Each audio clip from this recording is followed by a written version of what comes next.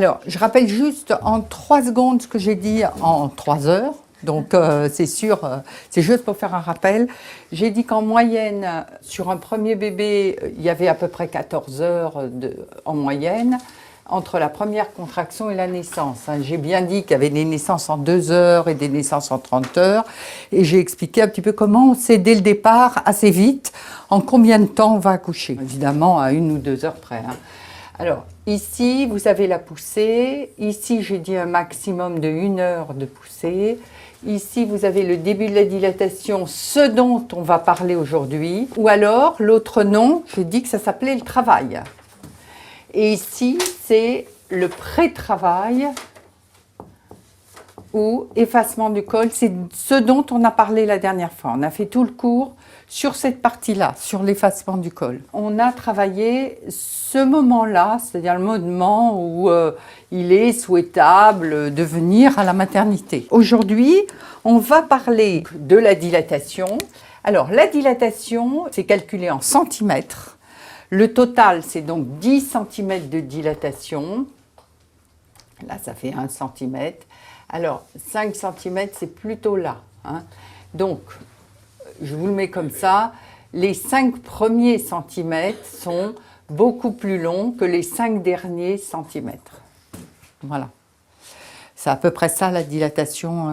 Voilà. Donc, quand on va vous dire, vous êtes à 5 cm, il ne faut pas être désespéré parce que vous avez fait d'abord toute la grossesse, tout le pré-travail, toute la première partie du travail, mais c'est-à-dire en temps, du point de vue du travail, quasiment les 3/4.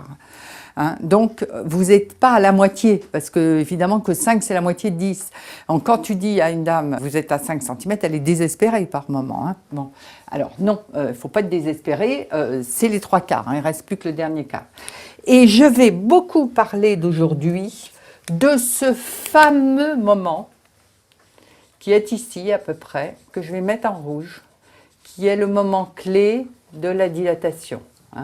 Donc, je vais en parler, la petite boule rouge, là, on va parler de ce moment-là. Je vais juste dire en 2-3 mots tout ce qui peut se passer pendant la période de dilatation. Il peut y avoir essentiellement des ralentissements du cœur du bébé qui vont entraîner une éventuelle césarienne. La deuxième complication pendant la période de dilatation, c'est ce qu'on appelle une stagnation de la dilatation. C'est-à-dire, par exemple, vous arrivez, mettons, jusqu'à 4 cm, puis on vient l'heure d'après. Là, vous êtes examiné toutes les heures pendant la période de dilatation. Toutes les heures, il y a une sage-femme qui vient regarder à combien vous êtes ouvert. L'ouverture du col, à combien elle est. Donc, mettons, vous êtes à 4 cm, l'heure d'après, on vient, mettons, vous êtes toujours à 4 cm. Ça s'appelle une stagnation de la dilatation. La conduite à tenir, dans ce cas-là, c'est la même, quel que soit le lieu où on accouche. À ce moment-là, si on voit que ça fait 2 heures où on est à 4 cm, on vous met une perfusion d'ocytocine. Et si l'heure d'après, vous êtes toujours à 4 cm, ça veut dire qu'il y a une stagnation de la dilatation et donc on fait une césarienne. Et l'ocytocine, on est obligé de l'accepter, enfin, c'est parce que c'est un accélérateur de contraction, l'ocytocine. Ouais, c'est un régulateur aussi. Et c'est aussi un dynamisant au niveau des contractions. C'est-à-dire, si ta question est « est-ce que je peux refuser ?» Oui. Tu peux tout refuser dans un accouchement. Tu vois, tu peux même refuser d'accoucher. Tu ne vas pas être dans la merde, mais, ça risque d'arriver quand même. Mais par exemple… ça provoquerait des contractions. Tu peux rester chez bien toi plus fortes. Pendant l'accouchement. On ne t'oblige pas à venir à l'hôpital. Je précise. Oui. Donc ton droit, tu fais ce que tu veux, c'est ton bébé. D'accord ? Bien sûr, mais par rapport à l'ocytocine, est-ce que c'est vraiment judicieux de faire tout de suite une injection d'ocytocine ou sachant que ça va provoquer des contractions qui sont vraiment beaucoup plus fortes après, dans la mesure, si on ne veut pas accoucher avec une péridurale, etc., c'est quand même aller dans une direction de douleur qui est bien plus importante que la normale, quoi. Alors, la réponse à ça, elle est triple. Est-ce que quand on met une perfusion d'ocytocine, la douleur est plus forte? La réponse c'est à peu près dans tous les cas oui. Est-ce que ça renforce un peu les contractions? Un petit peu, mais ce n'est pas trop la différence de notion de douleur parce qu'en fait, À partir du moment où tu as des contractions douloureuses, tu as passé le cap, si tu préfères, de la sensibilité. Donc ça change peut-être un tout petit peu, mais pas grand-chose, tu vois, sur le plan strictement sensoriel.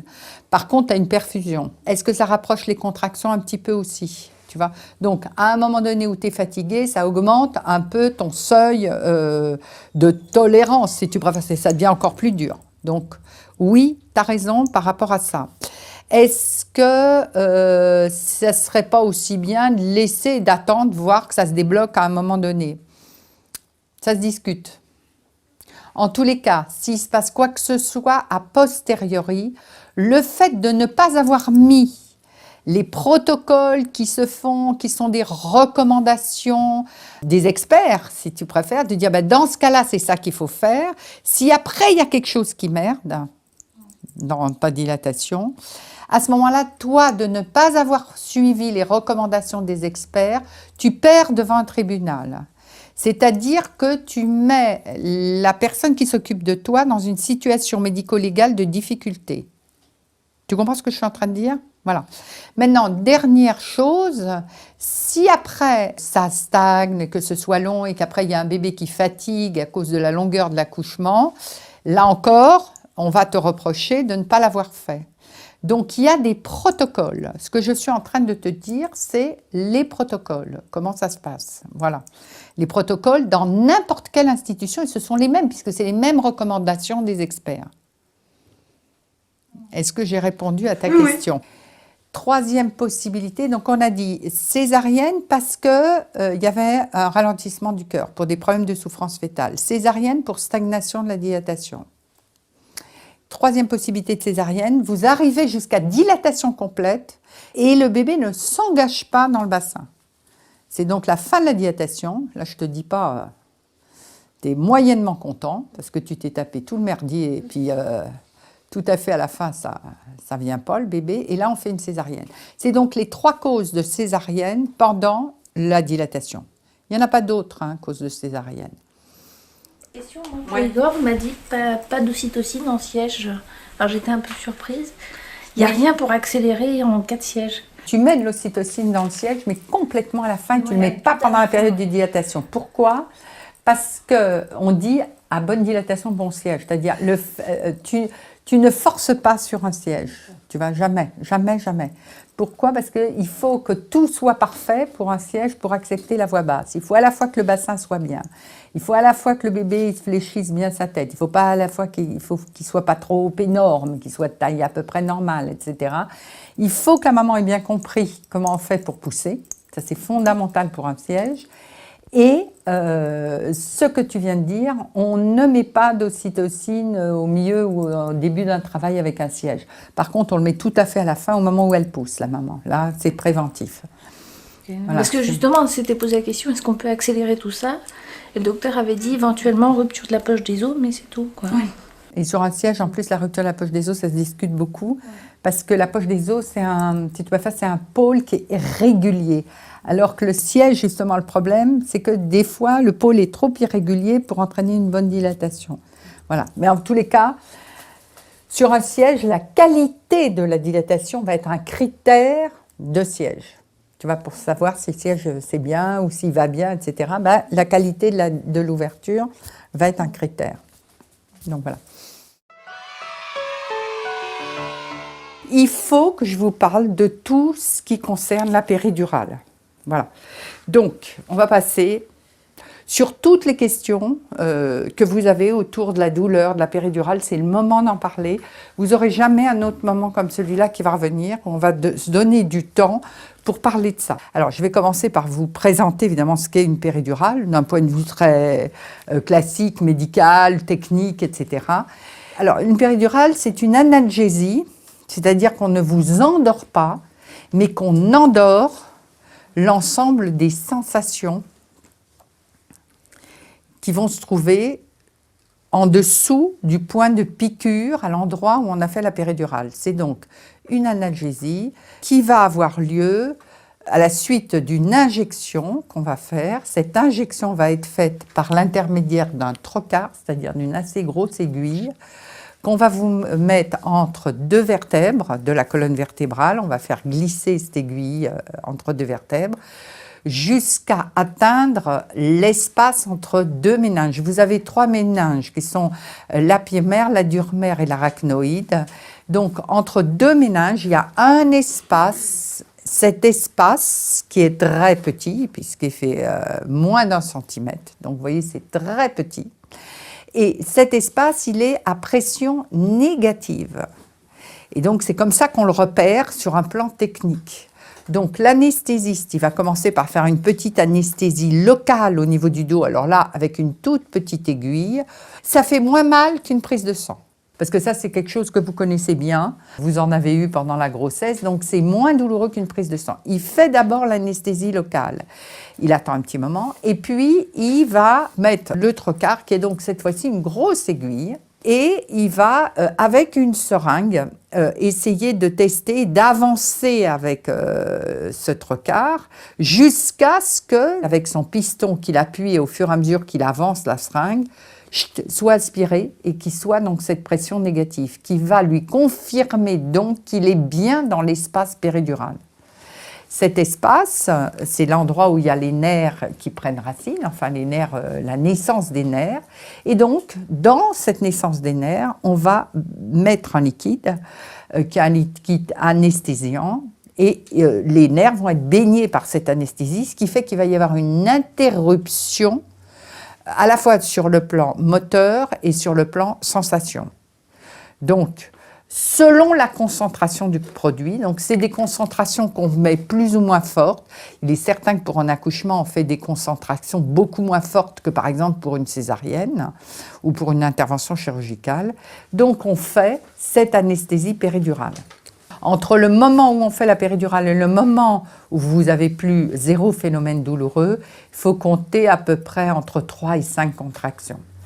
La sensation qu'on a, c'est que la première contraction après la péridurale, elle est pratiquement comme avant. La deuxième, on a l'impression qu'elle est plus courte. La troisième, encore plus courte. La quatrième, qui reste un petit peu de les sensations. La cinquième, à peine on sent. Et la sixième, ça y est, hein, il n'y a plus du tout de phénomène douloureux. C'est le seul moyen actuel qu'on connaisse où il y a 0 phénomène douloureux, à part l'anesthésie générale. Mais on ne peut pas faire des anesthésies générales de 14 heures, vous vous en doutez bien, sur des femmes. Hein. Donc, voilà.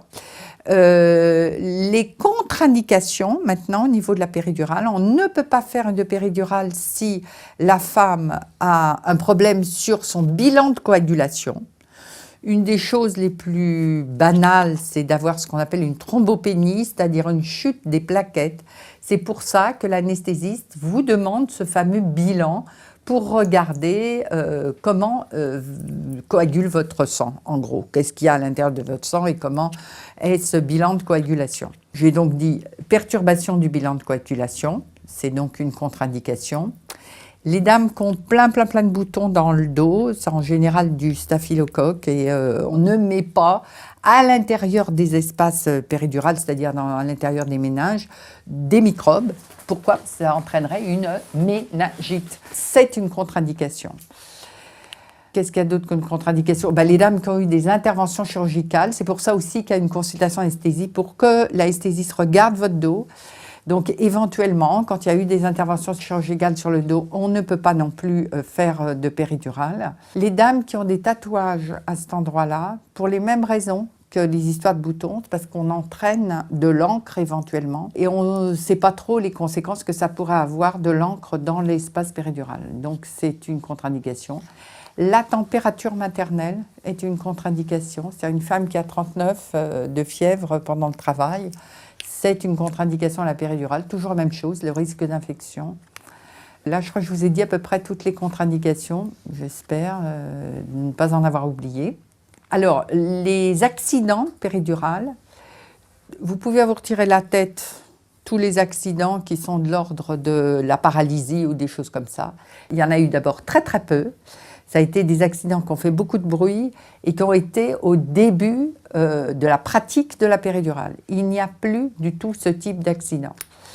Donc, reste l'accident numéro 1, qui est le fait que l'anesthésiste, du fait de la petitesse de l'espace péridural, franchit cet espace. Et donc, il arrive, il franchit la méninge et il arrive directement dans le liquide céphalorachidien. Et donc, en fait, il fait une ponction lombaire. Sauf qu'il fait cette ponction lombaire avec un gros trocard. Et donc, le liquide céphalorachidien va s'écouler de façon abondante, hein, puisque c'est une grosse aiguille par laquelle il a piqué. Et donc, comme votre cerveau, il flotte dans votre boîte crânienne avec tout ce liquide céphalorachidien, quand il y en a moins de liquide céphalorachidien, ben, le cerveau, non seulement il flotte plus, mais il est comme aspiré ici par le tronc cérébral. Donc, chaque fois que la femme, elle lève la tête, elle a des maux de tête terribles. Voilà. Donc, évidemment qu'on a des solutions, c'est-à-dire on va faire un blood patch, on va prendre un petit peu de votre sang, on va essayer de boucher le trou par lequel le liquide céphalorachidien s'écoule, voilà. Donc, on fait tout ça, mais ça peut arriver d'avoir mal à la tête pendant 48 heures. Par contre, si vous êtes complètement à plat sur le lit, ça fait plus mal, mais c'est juste chaque fois que vous relevez la tête. Hein, vous comprenez, c'est mécanique, hein, comme le cerveau est aspiré par le tronc cérébral, ben c'est douloureux. Normalement, au bout de 48 heures, 72 heures maximum, ça s'estompe largement. Hein. Je crois que je vous ai à peu près tout dit sur la péridurale. Oui, la durée, c'est en général, on est obligé de réinjecter entre 1 heure et 2 heures. On laisse le petit cathéter. Alors, l'aiguille dont je vous parlais, la grosse aiguille, c'est celle-là. Ça, c'est l'aiguille. Ça, on le retire une fois qu'on a piqué. C'est le mandrin, ça s'appelle, hein. C'est pour que ça ne coagule pas. Donc, une fois qu'il a piqué, donc il fait ça, l'anesthésiste, il a fait son anesthésie locale, il fait ça. Donc ça, il met ou de l'air ou du sérum physiologique et il pousse, tout en poussant, il appuie ici sur le piston pour sentir l'espace péridural. Une fois qu'il est dans l'espace péridural, il retire son mandrin, donc ce petit truc-là, et il va mettre à l'intérieur, voilà, il le fait passer comme ça. Voilà. Voilà, donc ça passe ici, dans votre espace péridural. Vous voyez ce qui peut se passer ici? On voit qu'il tourne un petit peu le cathéter. Spontanément, il va légèrement de ce côté-là. Eh bien, dans ce cas-là, le liquide, il tombe plus à gauche qu'à droite. Et donc, la dame, elle sera plus anesthésiée à gauche qu'à droite. Donc, l'injection d'après, quand on voit qu'il se passe ça, alors ça, c'est fréquent, par contre, hein, comme complication, ben, il faut la mettre sur le côté opposé. On va la mettre sur le côté, la dame, et on va réinjecter sur le côté de manière à ce que le liquide aille bien à droite et moins à gauche. Hein, voilà. J'ai fini pour les explications. Alors, allez-y maintenant pour toutes les questions. Alors, réfléchissez bien à toutes les questions que vous avez envie de poser sur ça. On peut donc doser différemment le produit. À quel moment est-ce qu'on donne telle ou telle dose, en fait si on veut avoir toutes les sensations et pas la douleur, ou vous voyez ce que je veux dire, c'est-à-dire qu'en dosant plus ou On n'a moins pas finalement. toutes les sensations. Non, mais Évidemment, d'avoir une non. partie des sensations et quand même, Alors, malgré ce tout, qu'on je sais qu'il y a fait- différentes manières de doser la péridurale. En gros, avec une préparation, la mentalité des femmes, c'est bah, je vais aller voir ce que c'est que l'accouchement sans péridurale, puis si j'en ai besoin, je demande. Je te dis comment c'est dans la tête des femmes. Majoritairement, c'est comme ça qu'elles pensent les choses. Oui, c'est comme ça que je pense également, mais, Ben voilà. mais Alors, parfois, si on le demande trop tard, ça peut avoir des incidences. aucune incidence. Il n'y a pas de trop tard ni trop tôt. Il y a Enfin, trop tôt, on peut plusieurs pas. femmes m'ont raconté des expériences de ce type-là, justement. Elles pensaient avoir demandé la péridurale trop tard, et du Oui. coup, ça a été délicat pour l'accouchement. Parce que finalement. Ben, le seul problème quand tu demandes très tard dans la dilatation, c'est qu'au moment où on te l'a fait, tu as des contractions hyper fortes Voilà, par et que exemple. tu es très mal pendant qu'on te fait la péridurale parce que tu n'arrives pas à tenir en place, tu vois, du fait de la douleur, on va dire de la contraction. C'est ça le problème de faire une péridurale très très tard. Hein. Mais autrement, il n'y a pas de contre-indication. Par contre, à la faire en fin de dilatation jusqu'au bout de la dilatation. Moi, j'ai vu faire des péridurales à 10 cm. Hein. Même pas à 9, à 10 cm sur un premier bébé quand même, il faut dire ce qui est. Donc non, ça peut se faire tout à fait jusqu'au bout de la dilatation sur un premier bébé. Et le minimum pour la péridurale alors? La dilatation minimum où on commence? Zone verte, c'est pour ça que je vous ai dit de rester chez Donc, vous. Dès 1 cm, je crois que c'était qu'à Même partir de avant, 3. même à la fin du pré-travail, on peut faire une péridurale. Ah bon? Oui. On Et donc- fait des péridurales d'ailleurs en fin de pré-travail. Hein. Par contre, on va attendre la fin du pré-travail. C'est pour ça que je vous ai fait aussi la zone verte. On fera rien de plus si vous arrivez avant, quoi, dans les lieux d'accouchement. Est-ce qu'il y a d'autres questions? Oui. Alors allez-y, hein, sur la péridurale, c'est le moment. Hein. Alors donc le produit agit jusqu'à la fin de la dilatation. Tout le temps. Par exemple, si tu dois avoir un forceps, ça veut dire qu'on a passé la fin de la dilatation, que tu as poussé, que le bébé est bloqué. Cette fois-là, par contre, on va réinjecter pour que tu ne sentes pas le forceps. Donc même pendant l'expulsion, le produit agit toujours. Alors là, on évite de réinjecter au moment de l'expulsion pour que tu Oui. puisses pousser. Bah voilà, c'est Parce ça que qui sans m'a- ça, tu n'as plus du tout envie de pousser. Oui. Donc la dernière réinjection, on essaye de la faire de manière à ce que la fin de la dilatation se passe sous péridurale absolue et puis qu'on va attendre que tu commences à avoir un petit peu envie de pousser pour te faire pousser. Voilà, donc on Donc sentira des quand même fois, un peu, des fois, tu as 10 cm de dilatation et on est obligé d'attendre 1 heure pour que le début des sensations reprennent et que tu recommences à avoir un petit peu envie de pousser. C'est pas grave, hein, on attend 1 heure. Hein. Il n'existe pas des mini-doses de façon à ce qu'il y ait un effet, à ce qu'on sente quand même un peu, mais pas totalement. Quand tu as une péridurale et qu'on n'a pas réinjecté, tu sens 1/10 de ce que tu aurais senti si tu n'avais pas eu de péridurale. C'est juste le début de la sensation de pousser qu'on remet. Non, tu es quand même très, très, très anesthésié. Alors, la seule preuve que je peux t'en donner, on ne réinjecte pas, hein, je t'ai dit, pour que tu puisses pousser. Donc, plus la durée de la poussée est longue, du coup, moins tu as de produits anesthésiques. Donc, quand le bébé naît, tu as quand même pas mal de sensations. Hein. S'il y a besoin de recoudre après, en général, on ne réinjecte pas. Donc, tu ne sens pas la couture. Alors que si, par exemple, on ne fait pas de péridurale, qu'il faut recoudre, on est obligé, là, de faire une anesthésie locale parce que les aiguilles dans le vagin, après un accouchement, c'est quand même costaud, tu vois. Ça veut dire que même quand tu as eu une poussée longue, qu'on n'a pas réinjecté, que tu es quand même dans pas mal de sensations au niveau du bébé, on peut quand même te recoudre le vagin sans que tu perçoives le fait qu'on recoude le vagin. Voilà, c'est ça que je suis en train de dire.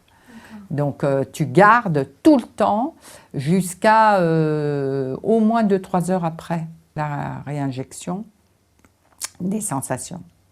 Tu vois, par exemple, les femmes, quand elles ont accouché, on les descend 2 heures après, quel que soit le lieu, dans leur chambre. Donc, en fait, souvent, ça fait 3-4 heures qu'elles ont eu leur dernière injection de péridurale, tu vois, quand elles descendent dans leur chambre. Il y a encore une dame sur 2 qui ne peut pas marcher, quoi. Il faut l'emmener ou en chaise roulante ou en chariot. C'est juste pour te dire que ça dure encore longtemps. Tu as des envies d'uriner, mais tu n'arrives pas à uriner. Tu vois, Ah oui. après l'accouchement, pratiquement tout le temps, on essaye, quand on n'a pas sondé une dame, etc., de la faire uriner. C'est très rare qu'on y arrive. Tu vois, voilà. C'est juste pour te dire que non, on te laisse les sensations, mais c'est absolument pas pareil qu'un accouchement sans péridurale. Du point de vue sensation, hein, je parle. Oui. Mais on t'en laisse suffisamment pour que tu puisses pousser et éviter le forceps. Voilà, c'est un dosage.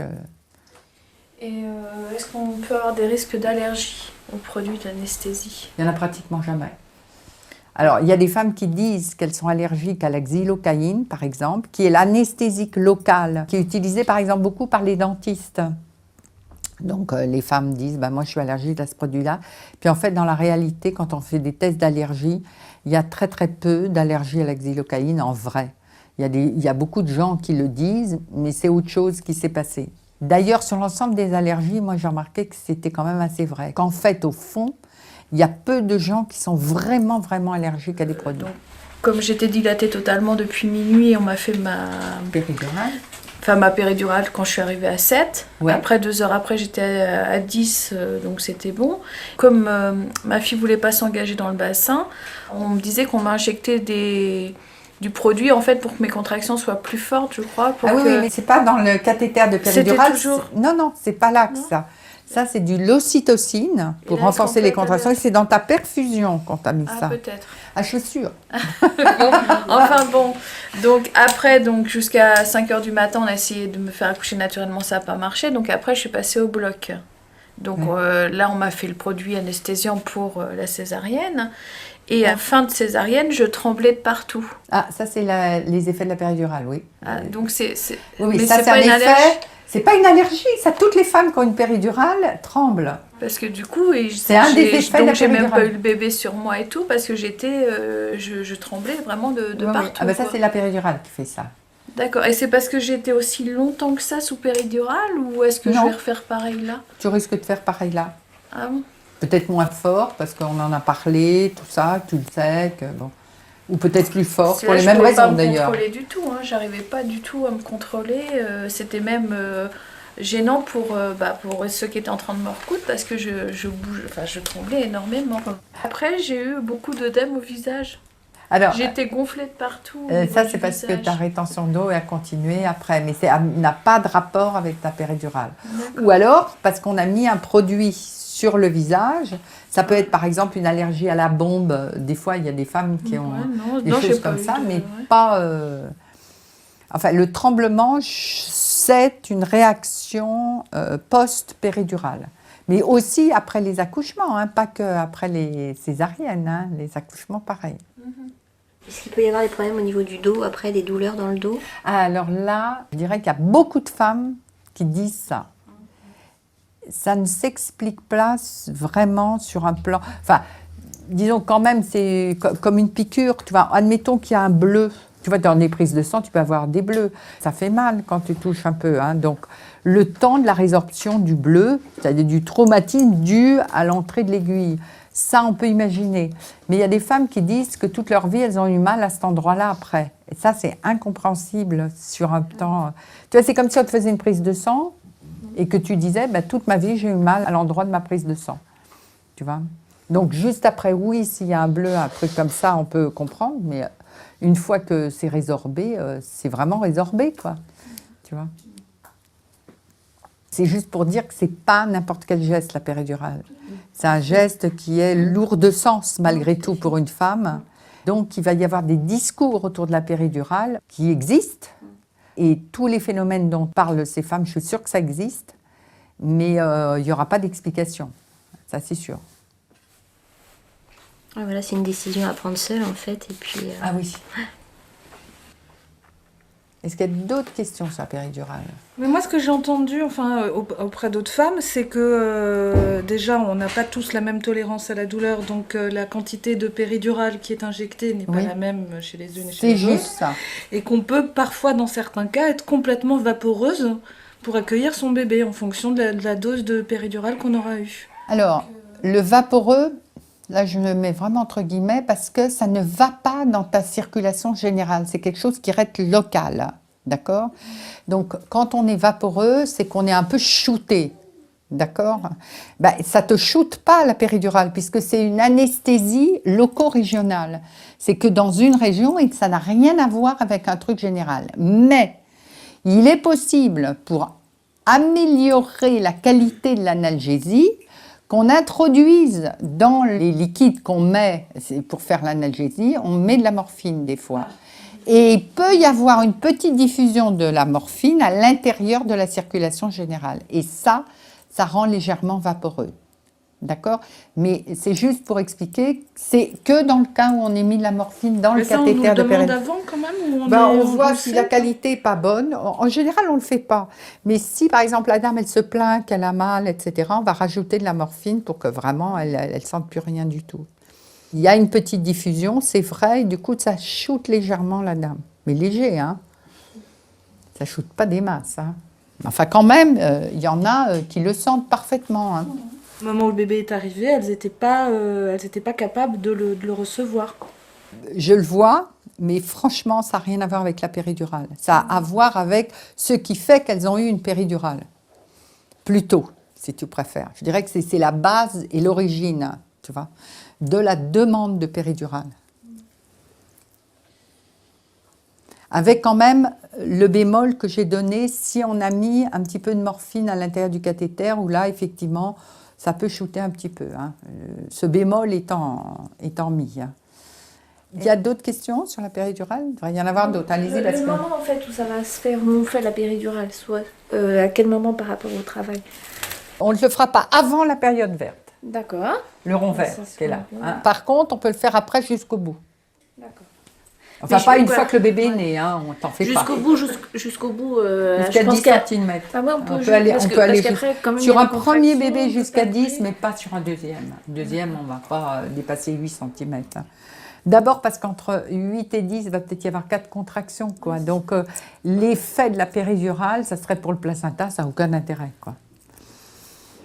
Mais par exemple, si on veut tester ses limites, entre guillemets, c'est-à-dire se dire, bon, la péridurale, si je veux essayer sans, mais si à un moment je peux plus, je la demande, ça agit, on peut l'avoir immédiatement. Tu peux l'avoir immédiatement, sauf si l'anesthésiste est occupé au bloc opératoire en train de faire une césarienne. Donc du coup, il est possible que tu demandes la péridurale et qu'il faut que l'anesthésiste ait fini de faire la césarienne pour venir te faire la péridurale. Des fois, ça peut mettre 1 heure, ça. Mais enfin, c'est le maximum que ça puisse mettre. La durée maximum serait de celle-là. Quel que soit le lieu, ça aussi. Hein. Mais globalement, l'accouchement, il n'est pas plus rapide sans péridurale qu'avec une péridurale, du fait que la femme sente, elle guide l'enfant, elle guide le bébé pour... Alors, la poussée est plus rapide, d'accord? Et le travail, c'est à peu près kiff-kiff. Pourquoi? Parce que la péridurale assouplit quand même le col. Donc, tu as le col qui est plus souple avec une péridurale que sans péridurale. Par contre, ça diminue la qualité des contractions. C'est pour ça que tu es obligé de mettre beaucoup d'ocytocine. La plupart du temps, tu es obligé de mettre de l'ocytocine avec ta péridurale. Tu vois? Pour compenser la diminution des contractions utérines, tout à fait. Donc, c'est la raison pour laquelle ça va souvent péri-synto, on dit, hein, péri-synto. Voilà, c'est très, très, très souvent le cas. C'est très rare que tu fasses une péridurale et que tu n'as absolument pas besoin de mettre de l'ocytocine. Ouais, donc c'est plus douloureux sans péridurale, mais c'est plus rapide. Oui et non, parce que tu as plus de contractions, mais ton col est moins souple.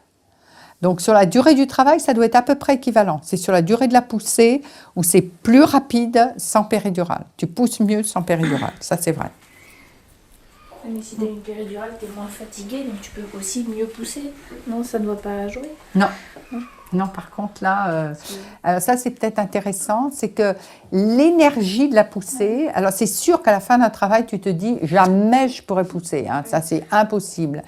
Mais c'est le truc que tu découvres, c'est que l'énergie de la poussée est inimaginable pour une femme en fin de dilatation. Et par contre, il faut se dire que l'énergie de la poussée elle vient d'ailleurs. Tu ne peux pas l'imaginer. Et elle va arriver. Voilà. Quelle que soit la durée de tes contractions, du travail, du machin. C'est presque l'inverse, quoi, d'une certaine façon. Peut-être que c'est une énergie de rage, si tu préfères. C'est-à-dire quand on a vraiment chié, tu vois, peut-être tu te dis, mais enfin, c'est pas possible qu'on me demande un truc pareil, quoi, mais merde! Mais tu vas dans le merde, t'as de la poussée là-dedans, Je tu me vois. souviens vaguement de quelque chose. Non, mais moi, je m'étais dit, heureusement que je l'ai eu, parce que à la fin, c'est vrai qu'on est fatigué, Ouais. même si ça n'a pas duré très longtemps. Je m'étais dit, au moins, j'ai eu cette péridurale, là, je vais avoir plus la pêche pour y aller, quoi. Il y a quelque chose qui est de l'ordre de la colère dans la poussée. Il y a souvent, d'ailleurs, les sages-femmes, elles disent mettez-vous en colère, mettez-vous en colère. Parce que quand même, ras le cul, quoi, tu vois. C'est un peu too much, un accouchement. Hein. C'est trop ce qui est demandé à une femme. C'est trop un accouchement, hein, d'accord. Non, il faut que ça se termine. Il faut que ça se termine, voilà. Donc, c'est de cette énergie-là dont on parle. D'accord. Est-ce qu'il y a d'autres questions? Ouais, juste, il n'y a pas plus de souffrance du côté du bébé, justement, avec la péridurale? Sachant que pendant la poussée va être plus longue, par exemple, peut-être, et sachant qu'il est peut-être... qu'il va souffrir un peu seul, finalement, il va vivre les contractions un peu seul, vu que la maman ne les ressent pas, ou quelque chose comme ça. Alors, je vais répondre en 2 fois à ta question. Pendant le travail, la femme, elle a des contractions, d'accord? Les bébés, ils dorment la plupart du temps pendant le travail. D'accord. Et ils ne ressentent pas spécialement, en fait. Non, ils n'ont pas, eux, de contractions. De même que, quand la femme a une péridurale, le bébé, lui, n'a pas de péridurale. C'est dans la colonne vertébrale de la mère qu'elle est la péridurale. Elle n'est pas dans la colonne vertébrale du bébé. D'accord? Donc, quand une femme pousse un peu moins bien, on va dire qu'on va être amené à faire un peu plus de forceps. On réinjecte, quand on fait un forceps à une femme, hein, quand il faut lui faire un forceps, on réinjecte de péridurale. Donc, elle ne sent pas le forceps. Par contre, Là, le bébé, il sent qu'on lui attrape la tête et qu'on tire pour le sortir, pour le faire venir au monde, le bébé. Le bébé, il va dormir au moins la moitié du temps pendant le travail, voire les 3/4 du temps pendant toute la période de pré-travail et de la dilatation. En général, ils se réveillent juste avant le début de la poussée. Ils poussent avec leurs pieds, ils orientent leur tête pour descendre dans le bassin, ils fléchissent leur tête et puis ils poussent pour essayer de descendre. Donc là, ils se réveillent pour descendre. Ils se réveillent en général pendant toute la période de la poussée, toute l'expulsion. Ils sont encore réveillés pendant au moins 1 et demie après la naissance et après ils s'endorment. C'est en général comme ça qu'ils se comportent, mais évidemment chaque bébé est différent, mais c'est quand même souvent comme ça que ça se passe. Je pense qu'il est honnête aussi de vous dire qu'est-ce qui se perd à prendre une péridurale. Je vous ai dit ce qui se gagnait, hein. On est bien clair, il n'y a plus de phénomènes douloureux. Et les phénomènes douloureux, c'est du hard. Je vais essayer d'expliquer ce que c'est qu'un accouchement sans péridurale, mais surtout pourquoi c'est hard. Et le fait d'arriver à expliquer pourquoi c'est hard, d'un seul coup, on comprend mieux. Est-ce que vous êtes d'accord qu'on parle de l'accouchement sans péridurale? Alors, sur l'accouchement sans péridurale, on va dire dans l'idéal, vous êtes resté chez vous, vous avez eu les contractions, vous arrivez en gros dans la zone verte ou un peu après. C'est vrai que pour accoucher sans péridurale, il faut un peu arriver un peu plus tard, le plus tard possible sur les lieux d'accouchement. Parce qu'il y a une probabilité, on va dire, d'excitation, entre guillemets, due à la quantité de travail. Voilà, c'est tout con, mais il y a trop de boulot actuellement dans les institutions, quelles que soient les institutions. Et donc, du coup, les gens courent, vont de l'une à l'autre, etc. Alors, vous pouvez tomber, bien sûr, le jour où il y a 2 accouchements dans la garde. Alors ça, idyllique, vous allez trouver génial, vous allez dire, bon. Mais la plupart du temps, il y a beaucoup plus de travail que ça, voilà, et c'est vrai pour tous les lieux. Donc, je suis obligée maintenant de faire une généralité autour de ça. Donc, du coup, il y a plein de femmes qui respirent en même temps, il y a plein de femmes qui ont les péridurales, c'est les unes derrière les autres, voilà. Donc, et les durées de la présence des sages-femmes auprès des femmes, puisque c'est quand même ça, un des secrets de l'accouchement sans péridurale, elle est réduite à peau de chagrin, voilà. Donc, c'est ça le problème actuel. Je dis très clairement, oui, la péridurale, le grand intérêt numéro 1 de la péridurale, c'est réduire le personnel hospitalier. C'est des économies de poste, c'est clair, hein. Je suis claire là-dessus. Pourquoi? Parce que moi j'ai vécu les 2 périodes, tu passes beaucoup moins de temps avec une dame qui a une péridurale à côté d'elle qu'une dame qui a besoin de toi. Ça veut dire que au point rouge, là, dont je vais vous expliquer de quoi il s'agit vraiment dans le point rouge, là, il faut quand même être auprès de la femme. Donc, une femme qui n'a pas de péridurale, il va falloir que tu restes un moment avec elle qui peut quand même durer 1 demi-heure, 3/4 d'heure. Et c'est ça le problème. Tu n'as pas toujours ce temps-là. Voilà. Alors, là, quand même, je dis, une femme qui est venue, qui a eu des contractions, qui a eu ce moment que je vais vous raconter là, si elle en arrive là, on va quand même abandonner plutôt les autres et aller vers elle. Parce que quand même la fille là, elle a bien donné, hein. Donc elle mérite. Et donc on essaye de laisser tomber les péridurales et d'aller vers celle qui n'a pas de péridurale parce que là elle a vraiment besoin de nous. Quelle que soit la maternité, c'est la même attitude à l'arrivée. On vous met dans une salle où on va vous examiner, on va regarder comment est le bébé, etc. On va faire un toucher vaginal, on va vous dire où est-ce que vous en êtes de votre dilatation et on va faire un monitoring à l'arrivée. Voilà. Alors ensuite, lilas et bleuet, on ne met pas de voie d'abord. C'est-à-dire quand vous arrivez, vous n'avez pas de perfusion systématiquement. Partout ailleurs, jusqu'à présent, on vous met une perfusion systématiquement. Voilà. Alors je vous explique ces 2 façons de penser les choses. La perfusion, on la met systématiquement parce qu'on considère que dans l'accouchement, il y a un risque d'hémorragie. Une hémorragie, c'est quelque chose qui va assez vite, hein. Ça se met à couler, c'est un peu comme un robinet qu'on ouvre. Et le corps, pour se battre contre cette hémorragie, va aplatir, si vous préférez, les veines. Il va donc y avoir moins de sang à l'intérieur du corps, puisqu'il y en a qui part. Et donc, pour pouvoir maintenir une tension et maintenir un état à peu près normal pour la femme, le corps va aplatir ses veines l'une contre l'autre. Et pour pouvoir serrer, si vous préférez, le peu de sang qui reste autour... voilà. Donc ça s'appelle un collapsus, c'est-à-dire que les veines s'aplatissent. Et donc, si vous attendez que la dame a saigné, ben, vous n'arrivez plus à piquer une veine. Donc, c'est la raison pour laquelle, partout sauf au lilas et au bleuet, on vous met une voie d'abord, c'est-à-dire on vous met un cathéter dans la veine. Il n'y a pas d'hémorragie en pré-travail et il n'y a pas d'hémorragie en travail. Jamais, ça n'existe jamais. C'est au moment de la délivrance. Donc la question c'est pourquoi aller mettre une veine et coincer une femme avec une perfusion pour qu'elle ne pourra plus bouger, etc. Alors que le risque, il est plusieurs heures plus tard.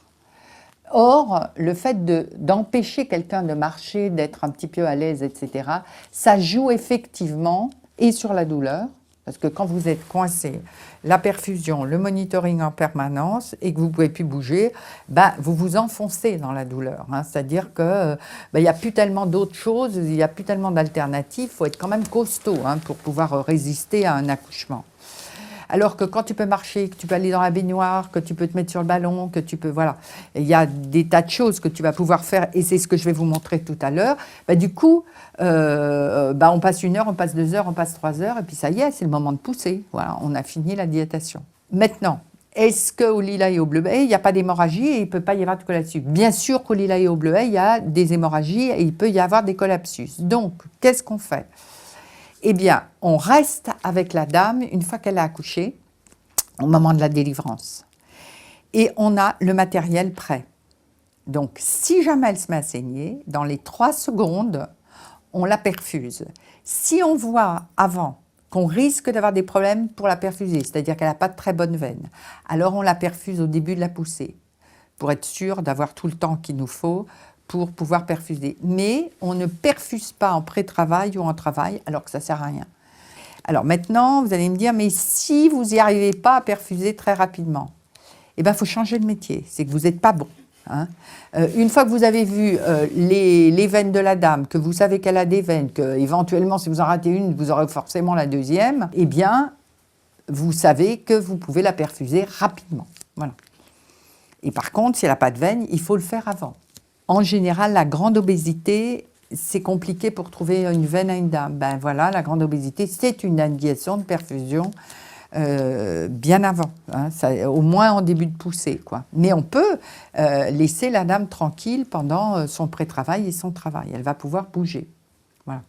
Alors, le monitoring, c'est pareil. C'est le moyen qu'on a de surveillance à la fois du cœur du bébé, puisqu'il y a un capteur qui enregistre le cœur du bébé, et puis il va y avoir un deuxième capteur qui enregistre les contractions utérines. Voilà. Il y a donc ces 2 capteurs qu'on pose sur le ventre de la dame. Si on voit que le cœur du bébé ralentit, qu'il y a des problèmes, alors on analyse le monitoring, c'est-à-dire qu'il y a des ralentissements qui ne sont pas très inquiétants, il y a des ralentissements qui sont très inquiétants. Donc, une fois qu'on a fait l'analyse du monitoring, on regarde comment est ce monitoring, on juge qu'il faut sortir le bébé rapidement, on fait une césarienne. Sur 10 enfants à qui on fait une césarienne pour souffrance fécale aiguë, donc en urgence, il va y en avoir 8 qui vont parfaitement bien et 2 où l'état de l'enfant à la naissance correspond au monitoring, c'est-à-dire où il ne va pas bien et où il va falloir un peu le réanimer, le bébé. Donc, ça veut dire quoi? Ça veut dire qu'on a donc fait 8 césariennes avec un très mauvais rythme cardiaque et en fait, le bébé allait bien.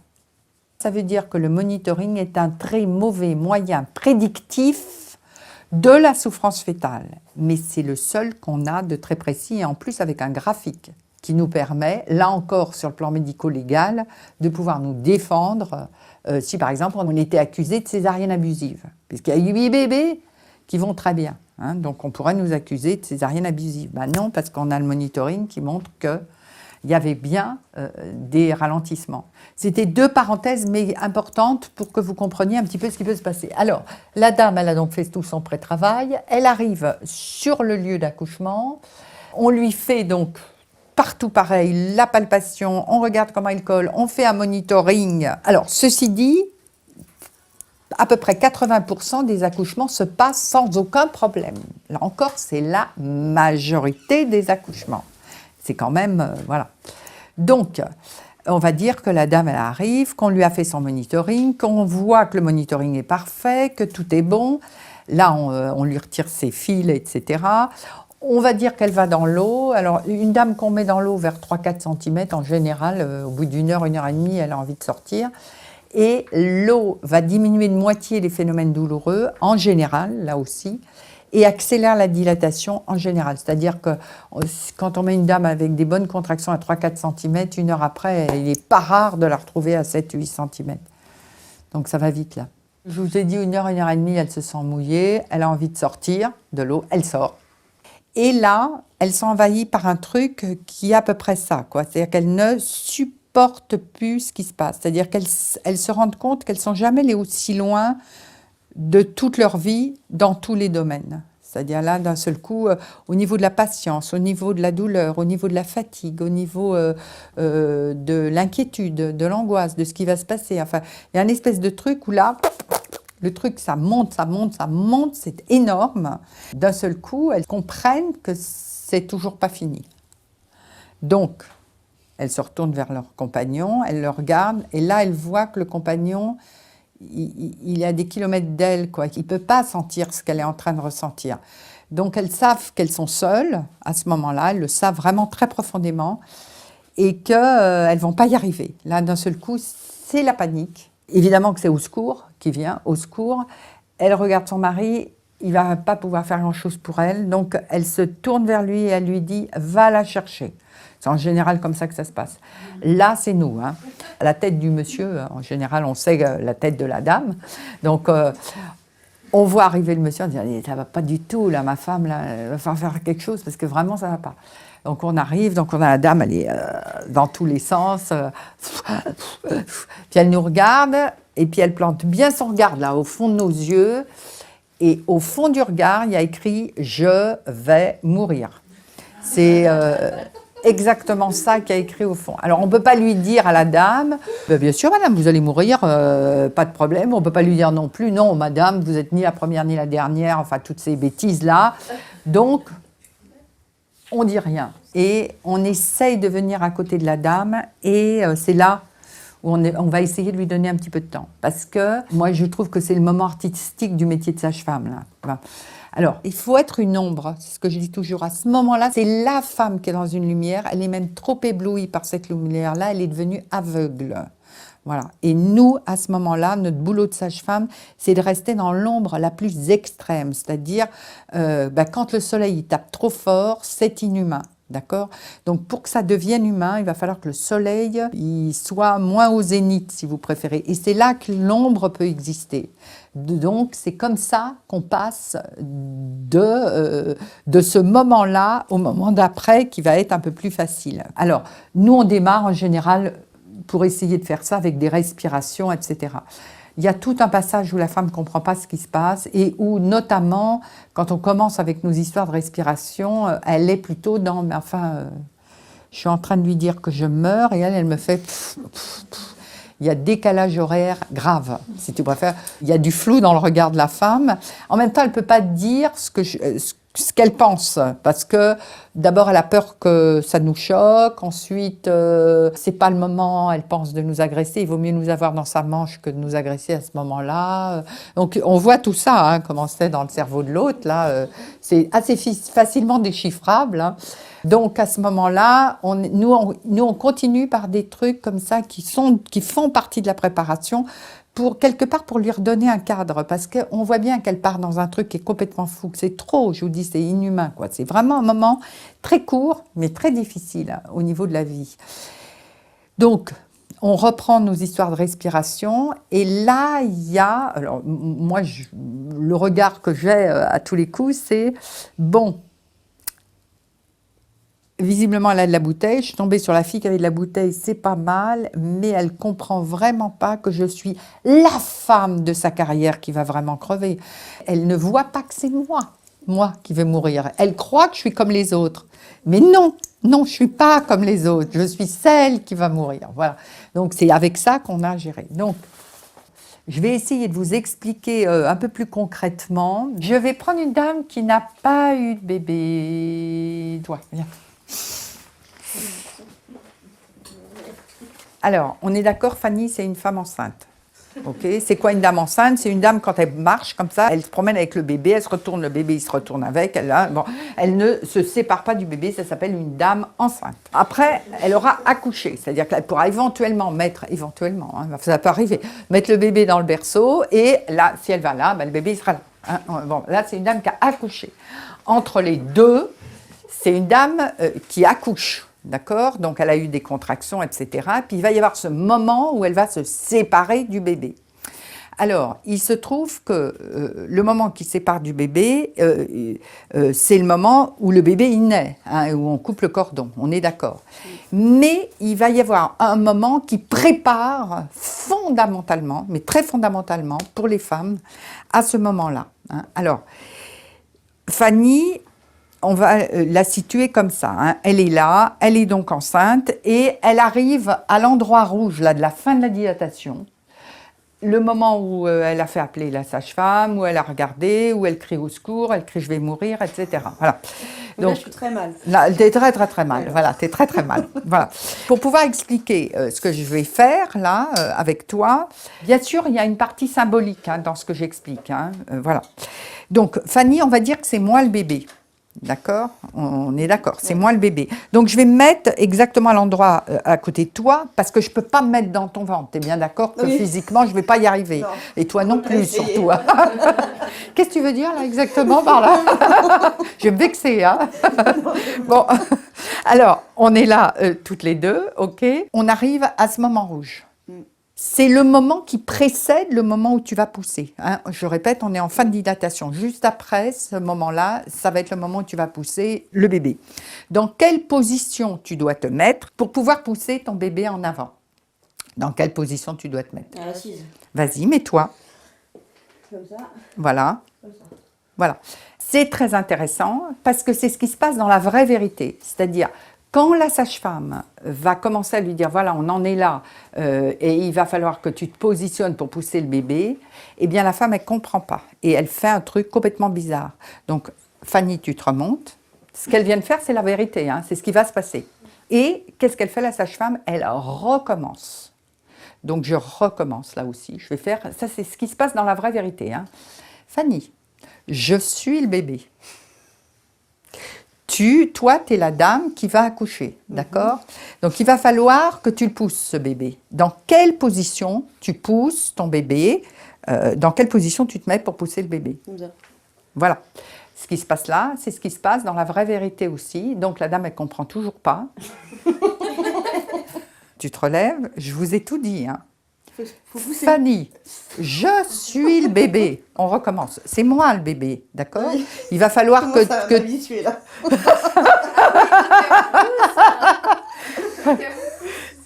Alors, je suis le bébé. Dans quelle position tu te mets pour pousser le bébé en avant? Dans quelle position? Oui, vous pouvez l'aider. Vas-y.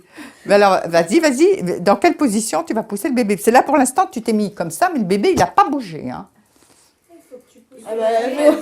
Alors, elle me met comme ça. Elle ne me pousse pas, elle m'enfonce par terre. Alors, comment on fait? Alors, c'est pareil, ça aussi, c'est ce qui arrive dans la vraie vérité. Hein. Donc, il va falloir dire, non, c'est pas dans ce sens-là, c'est dans un autre sens, etc. Fanny, je suis le bébé. Ça va durer longtemps. Voilà. Non, ça dure le temps que tout le groupe arrive à comprendre ce que c'est qu'un accouchement. Comment tu pousses quelqu'un? Comment tu fais pour pousser quelqu'un? Alors là, elle me pousse sur le côté. Si tu fais ça, tu vas le pousser sur le côté de ton ventre. Comment tu pousses un bébé en avant? Comme ça. Il y a plus pratique que de te positionner comme ça. Comment tu... Voilà, comme ça. Vas-y, pousse-moi. Voilà. Donc vous voyez le temps que ça met, c'est le vrai temps de la vie. hein. C'est comme ça que ça se passe dans la vie. Donc, Fanny, tu vas refaire ce mouvement-là, ça, tu vas me repousser, mais tout doucement. Tout doucement, parce que ça se passe tout doucement. Alors, vas-y, fais-le, tac, tac, et tu me pousses. Voilà. Mais tu peux pousser plus fort, hein. Vas-y, voilà. Bon, tu peux t'asseoir, Fanny, on la remercie. C'était pas évident. Voilà. Alors, ce que je viens de montrer là, je vous ai dit, c'était la vraie vérité. C'est ça, un accouchement sans péridurale. C'est quoi un accouchement sans péridurale? C'est une dame qui est là, qui est en général la première génération, hein. C'est vous, la première génération. Et vous allez passer dans la deuxième génération au moment où vous allez mettre votre bébé au monde. D'accord? Pour pouvoir passer dans la deuxième génération, il faut accepter de ne plus être dans la première génération. D'accord? Comment on accepte de ne plus être dans la première génération? Eh bien, il va falloir reculer. Au moment où on recule, on meurt. Sauf qu'on meurt pour de vrai. On ne sera jamais plus dans cette position-là dans la vie. C'est son enfant qui va être dans cette position-là dans la vie pour toujours. Il se trouve que les femmes vivent ça physiquement, émotionnellement, psychiquement au moment d'un accouchement. Et c'est ça qui fait peur. Donc, arrivé à ce moment-là, il va falloir qu'elle recule, qu'elle se mette derrière, sauf que cette position-là, c'est pour toujours. C'est pour ça que Fanny, elle a commencé par faire ça, de se mettre comme ça, de pousser comme ça. Elle ne voulait pas changer d'endroit. Il fallait se mettre derrière. Pourtant, pousser quelqu'un, tu le pousses comme ça. Quand tu pousses quelqu'un, tu ne pousses pas comme ça. Eh bien non, parce qu'il s'agit de l'accouchement, c'est tellement fort qu'évidemment, on va pousser dans tous les sens, sauf dans le bon, alors que c'est simple comme mouvement. Donc, il va falloir reculer. Au moment où on recule, on meurt dans un accouchement. C'est-à-dire, on sait que c'est pour toujours, avec très fort, et que c'est la première fois qu'on fait peut-être quelque chose pour toujours, définitivement dans la vie. Quel que soit d'ailleurs ce qui se passe pour l'enfant. Et ça, on le sent physiquement et psychiquement. On passe derrière et on pousse son enfant. Voilà. Et on le pousse pour toujours aussi dans la vie. Et ça, c'est quelque chose qui est spécifiquement féminin. Ça n'arrive qu'aux femmes. Les hommes deviennent pères, mais ils ne font pas ce mouvement. C'est l'enfant qui va leur faire le mouvement au fur et à mesure qu'ils vont être avec lui et qu'ils vont avoir des rapports avec lui. Mais ça ne se passe pas physiquement dans leur corps et émotionnellement à ce moment-là, hein. Seulement les femmes vivent ça physiquement, psychiquement, et voilà. Donc, est-ce qu'il y a des questions sur l'accouchement sans péridurale? Voilà. Quel est l'intérêt de faire ce truc-là? C'est à vous de sentir quel est l'intérêt. Ce que je peux dire, c'est que c'est rarissime qu'une femme qui ait fait ça, qui l'ait voulu, qui ait compris, qui a été préparée aussi, qui ait compris avant, qu'on lui ait bien expliqué les choses avant, c'est rarissime que quand elle arrive au bout de tout ça, le sentiment qu'elle a, c'est « j'ai gagné ». Parce que ce qu'elle gagne, c'est pour toujours. Par contre, on ne sait pas ce qu'on gagne.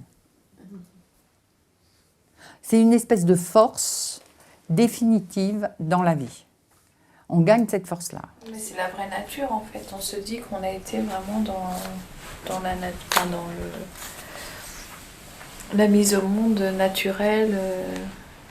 Enfin, moi je suis pour la péridurale, hein, mais je comprends celles aussi qui veulent accoucher naturellement et qui se disent qu'il n'y a rien de plus naturel en fait. Peut-être qu'elles ressentent quand même des choses que nous, avec une péridurale, on ne ressent pas.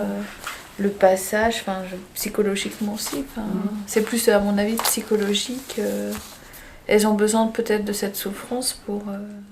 Ah, alors là, par contre, je ne vais jamais parler de souffrance. Je répète, il y a des accouchements où il y a très peu de phénomènes douloureux, hein. Dans ce cas-là, autant le faire, hein, naturellement. Tu ne vis pas la même chose. Si tu vas faire dans un accouchement avec péridurale, tu restes un peu sur la même ligne. Et c'est l'enfant qui va t'apprendre dans son rapport à toi que ça y est, c'est lui la première génération et que toi, là, tu es la deuxième génération. Donc, c'est lui qui fait faire le mouvement. Si tu préfères, moi, quand je suis en suite de couche, ou quand je vois les femmes en suite de couche, j'ouvre une porte, je referme, je ne regarde aucun dossier. Simplement dans ce qui se passe entre la maman, le bébé, etc., dans les vibrations de la chambre, 3 secondes. Je vais savoir s'il y a eu une péridurale ou pas. Tout de suite. Par contre, on va dire 3 mois après, les mêmes femmes, je les rencontre dans des squares, je suis incapable de te dire. Ça veut dire que ce mouvement s'est fait, hein. C'est-à-dire que là, il n'y a pas de différence. Je n'en vois, en tous les cas, moi, j'en vois aucune. Alors, qu'est-ce qui s'est passé? Ça, c'est dans le rapport à l'enfant que ça s'est passé. Je trouve un petit peu plus comme une démarche d'homme. si tu préfères. Les hommes sont un petit peu comme périduralisés. C'est vraiment un truc très profondément féminin, l'accouchement sans péridurale. Très, très, très féminin. Qui touche à des choses très, très profondes sur le plan féminin. Et ça n'a rien à voir, d'une certaine façon, je trouve, avec le fait d'être douillette ou pas douillette, d'être forte dans la douleur ou pas forte dans la douleur. Ça a plus à voir avec une aventure profondément féminine qu'on a envie ou qu'on n'a pas envie de vivre. Mais c'est double tranchant parce que vous disiez tout à l'heure que ça peut être négatif comme positif, parce que vous disiez que ça peut traumatiser, voilà, comme ça peut être positif si au contraire on est plus proche de l'enfant. Et ben c'est pour ça que c'est aux femmes de décider. C'est sûrement pas au personnel médical. Question de préparation. Il y a une question de préparation. Ce qui me paraît essentiel, oui, Ouais. certainement. C'est peut-être ces 10% dont vous parlez, ils n'ont peut-être pas été préparés suffisamment psychologiquement, et avec des techniques de respiration. Ben non, là, justement, je pense que quand il y a une mauvaise préparation, il y a plus que 10%. Oui. Et les 10%, c'est ce qui reste malgré une bonne préparation. Hein, tu vois. Tu vois, il faut quand même être... Mais ça, c'est Et puis, il y a quand même des accouchements hyper durs. Préparation ou pas préparation, il faut quand même dire la vérité, quand même. également, peut-être. Ben oui, il y a des femmes qui accouchent c'est avec des cols durs, Par rapport à c'est leur propre long, histoire, ben également. voilà, bien sûr Il y a plein de facteurs qui rentrent. Bien en sûr. compte. Moi, je me rappelle une ou deux femmes, tu vois, qui vous avez, de toute façon, moi, avec mon histoire et avec tout ça, c'est péridurale à la première contraction. Je cours, j'y vais, je veux qu'on me mette le tuyau. Tu vois, j'ai vu des femmes comme ça. Et arriver sans péridurale au bout. Tu vois, arrivant bien après, se lançant dans le truc, ne comprenant pas pourquoi elle ne demandait pas. Voilà. Et bien sûr que les histoires des gens, surtout la façon, je dirais, dont ils ont négocié chaque élément de la vie et ce que ça a fait d'eux, leur force, leur courage, etc. Bien sûr que tout ça va jouer. Et le poids du bébé, son positionnement aussi. Le poids, pas tellement. Tellement. Pour les déchirements. La forme du bassin. Tu la sens pas, la déchirure. Non. Il y a une anesthésie locale physiologique qui, quand le bébé descend, tu sens pas grand-chose. D'autres questions? Pour les contractions après l'accouchement, Oui. j'ai eu l'impression de moi de pas en avoir, mais j'ai dû les avoir, même avec une césarienne, je suppose. Oui, mais c'est parce que c'était un premier bébé. Là, sur un deuxième bébé, tu vas sentir les contractions. Ouais, c'est ce que vous me disiez l'autre fois, qu'elle serait plus forte Oui. même. Mais c'est combien de temps après? Très vite après.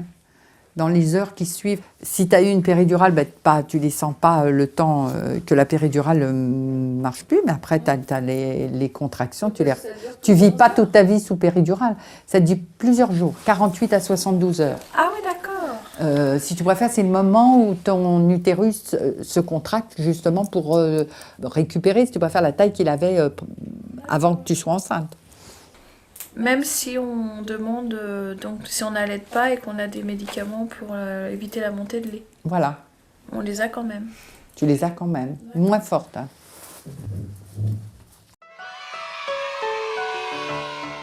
Ok, donc là je vais passer, s'il n'y a pas de questions, à la respiration. La dernière fois on avait fait la respiration thoracique, la respiration abdominale. Et je vous avais juste montré, je crois, la respiration de la bougie. D'accord?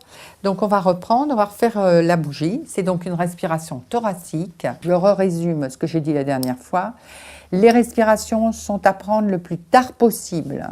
D'accord? Vous prenez les respirations quand vous ne pouvez plus faire autrement. Tant que vous pouvez respirer normalement, je vous conseille une respiration normale. Pourquoi? Parce que c'est la moins fatigante.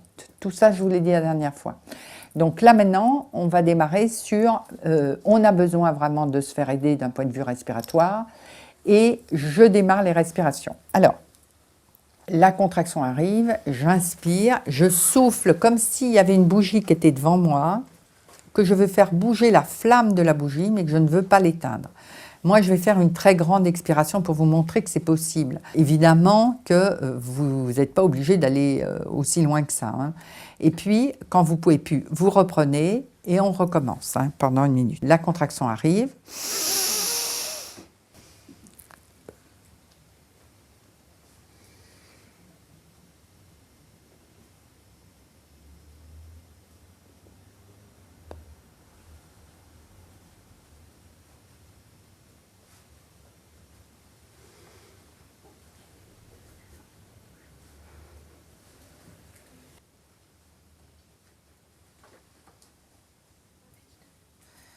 Et on reprend. Là, j'ai fait 1 minute. Hein. Donc, vous n'allez pas faire 1 minute. Hein. Non, d'abord, je ne suis pas enceinte. Donc, c'est plus facile. Hein. Et deuxièmement, je m'entraîne depuis un certain nombre d'années. Donc, voilà. Donc, vous allez inspirer. Par contre, vous essayez de faire le plus long que vous pouvez. Et vous reprenez. Donc, on va faire sur 1 minute. Hein, d'accord ? Et l'inspiration, elle est profonde ou elle est uniquement ou elle est profonde jusqu'en bas ou elle Non, tu prends un maximum d'air, mais en thoracique. En thoracique. Hein, voilà. On va commencer maintenant dans 5 secondes. 4, 3, 2, 1, 0. Allez-y, prenez beaucoup d'air. On souffle tout doucement sur votre bougie. 5. Il ne faut pas l'éteindre, hein, la bougie.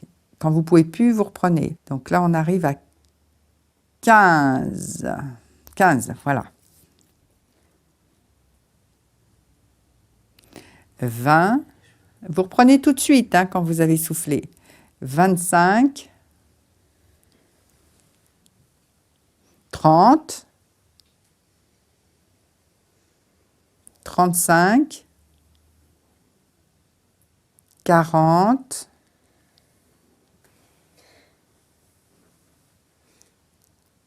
45. Je dis bien, vous reprenez tout de suite, hein, jusqu'à ce qu'on arrive à 1 minute. 50, 55. Ok, 1 minute. Alors, combien t'as fait? Moi, j'ai pas fait beaucoup, j'ai fait 15. Ah, 15, il faut t'entraîner. Hein. Parce qu'en fait, le jour de l'accouchement, il faut faire 20. Tu es à peu près sûr de faire 20 quand tu arrives à 30. Tu vois, parce que tu vas forcément accélérer le jour de l'accouchement. Donc là, il faut que tu t'entraînes. Hein. 15, c'est pas assez en expiration, en longueur d'expiration. 45. Ah bon. Alors, tu laisses tomber, tu n'as pas besoin de t'entraîner. En fait, moi, je n'ai pas compté comme ça, j'ai compté le nombre de fois que je reprenais ma respiration. Combien de fois tu l'as repris? 3 fois, donc ça Donc, tu fais 20. En fait, tu fais pile poil ce qu'il faut pour l'accouchement. Mais il faut que tu vas accélérer au moment de l'accouchement, à cause de la douleur quand même. Donc, il vaut mieux que tu arrives à 2. C'est l'idéal, 2. Toi? Moi, la première, je l'ai reprise à 35. Eh ben, c'est parfait, tu n'as pas besoin de t'entraîner. Moi, j'ai fait 25. Bon, tu t'entraînes à peine. Voilà, tu vas y arriver tout de suite. Voilà, donc ça, c'est la respiration qui va vous servir le plus et à limite celle qu'il faudrait que vous gardiez le plus longtemps possible parce qu'elle n'est pas fatigante et qu'elle n'a très peu d'effets secondaires. Le problème des effets secondaires, c'est dû essentiellement aux hyperventilations. Donc celle-là, il n'y a pas beaucoup d'hyperventilation, parce que c'est une respiration très calme. Alors, la deuxième chose qu'il faudra faire, c'est cette respiration-là, mais avec une dimension, vous allez faire comme si vous souffliez en accompagnant l'air. Vous inspirez, vous soufflez, vous imaginez que l'air, là, il arrive sur les fesses du bébé, on va dire qu'il a la tête en bas, hein, sur les fesses, sur le dos d'un côté, sur les jambes, le ventre, il passe là, il passe sur les autres bras, il passe sur le cou, il passe devant la tête du bébé. Et là, on est presque à la fin de l'expiration. Et tout à fait à la fin de l'expiration, on termine son expiration en faisant comme si on poussait soi-même avec l'air le col, puisqu'il y a la tête, le col qui est devant la tête du bébé. On termine en poussant le col de chaque côté avec l'air. Il faut imaginer un petit peu le mouvement de l'air, comme ça. D'accord ? Troisième possibilité, les sons. Alors, les sons, vous savez qu'en obstétrique, on parle du chant prénatal, etc. On sait que les sons graves sont des sons où le bébé est perméable aux sons graves et les sons aigus moins perméables. Donc, il faudrait, dans l'accouchement, faire des expirations avec des sons. Alors là, évidemment, je vais vous le faire, mais le fait de faire un son, ça fait lâcher beaucoup plus d'air. Donc, on ne peut pas faire la durée qu'on fait avec la bougie, hein, c'est sûr. Donc, le son grave, ça fait ça.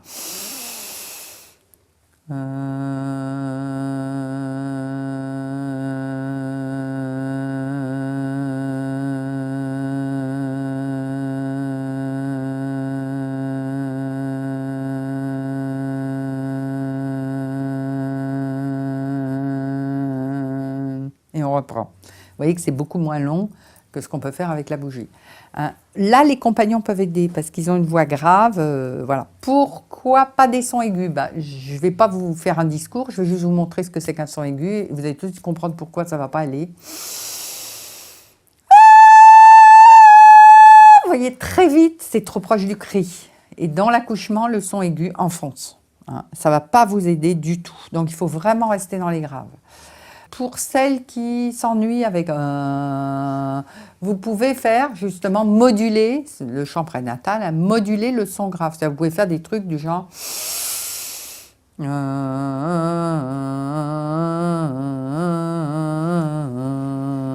Des trucs comme ça. Hein. Ça, il y a des femmes qui font ça et que ça les aide beaucoup, beaucoup, beaucoup pendant le travail. Ce que je vois le plus, c'est quand même des variations qui sont du genre comme ça. Vous voyez un peu l'avion qui décolle. Donc là, ça va pas non plus. Hein. Comment? C'est la contraction qui passe. Voilà, donc ce son-là n'est pas l'idéal non plus. Il ne va pas tellement vous aider. Hein. Ou vous restez dans les graves, mais le son qui module et qui part comme ça vers l'arrière, ça ne va pas non plus. Donc on va juste faire là, sur une contraction, un son sur 1 minute. 5 secondes. 4, 3, 2, 1, 0. Prenez beaucoup d'air.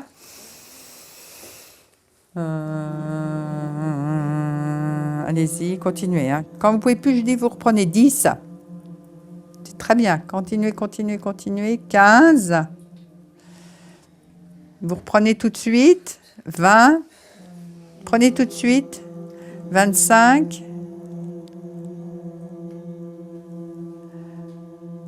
30.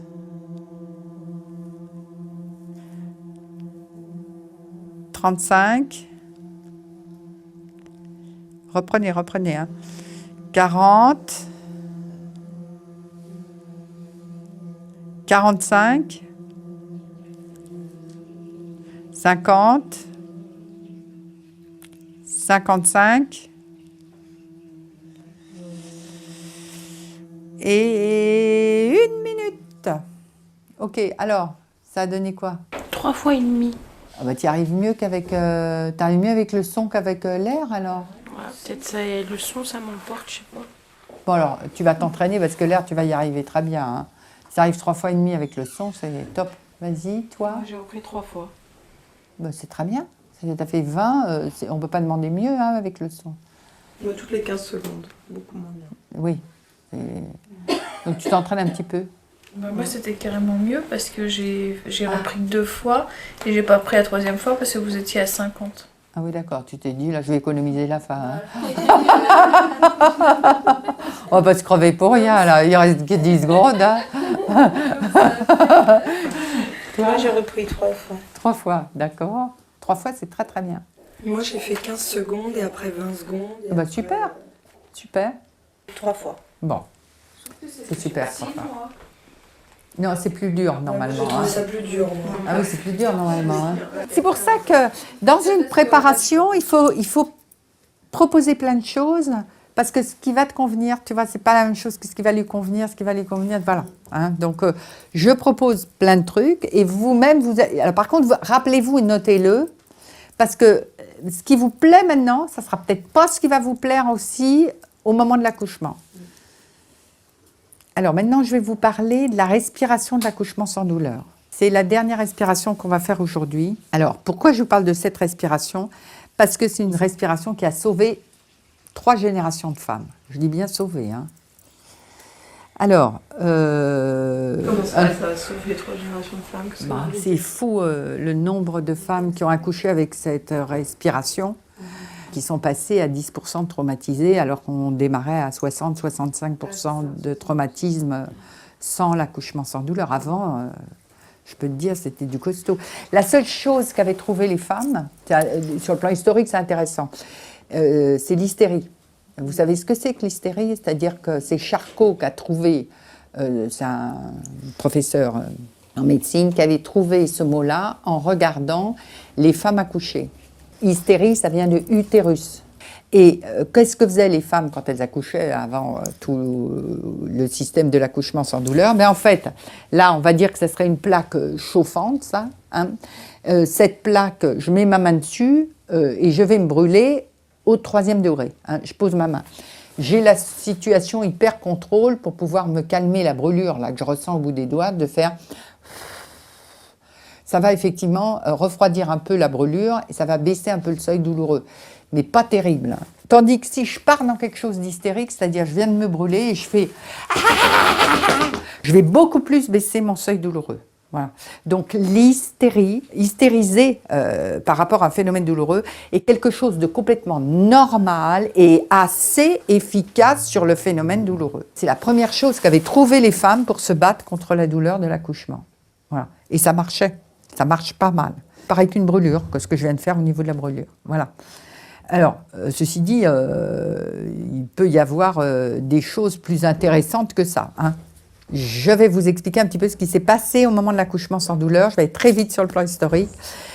À ce moment-là, c'était ce qu'on appelle l'Union soviétique, qui était à ce moment-là dirigée par le Parti communiste.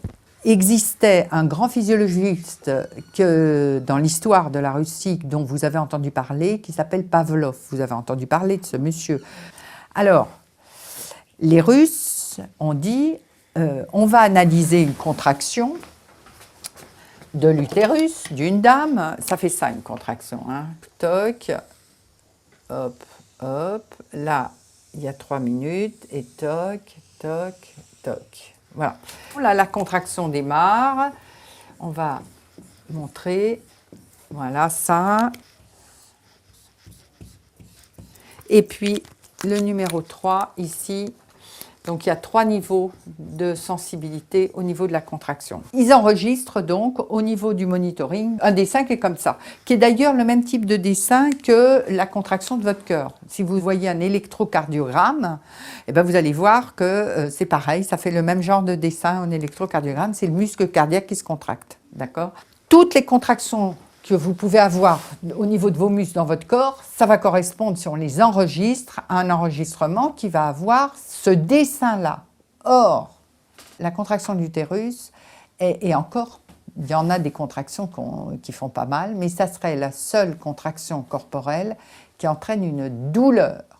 Quand il y a une douleur musculaire, c'est qu'on n'est pas en situation de contraction dans le corps, c'est qu'on est en situation de tétanie. Par exemple, la crampe est une tétanie musculaire. Donc c'est douloureux, une tétanie.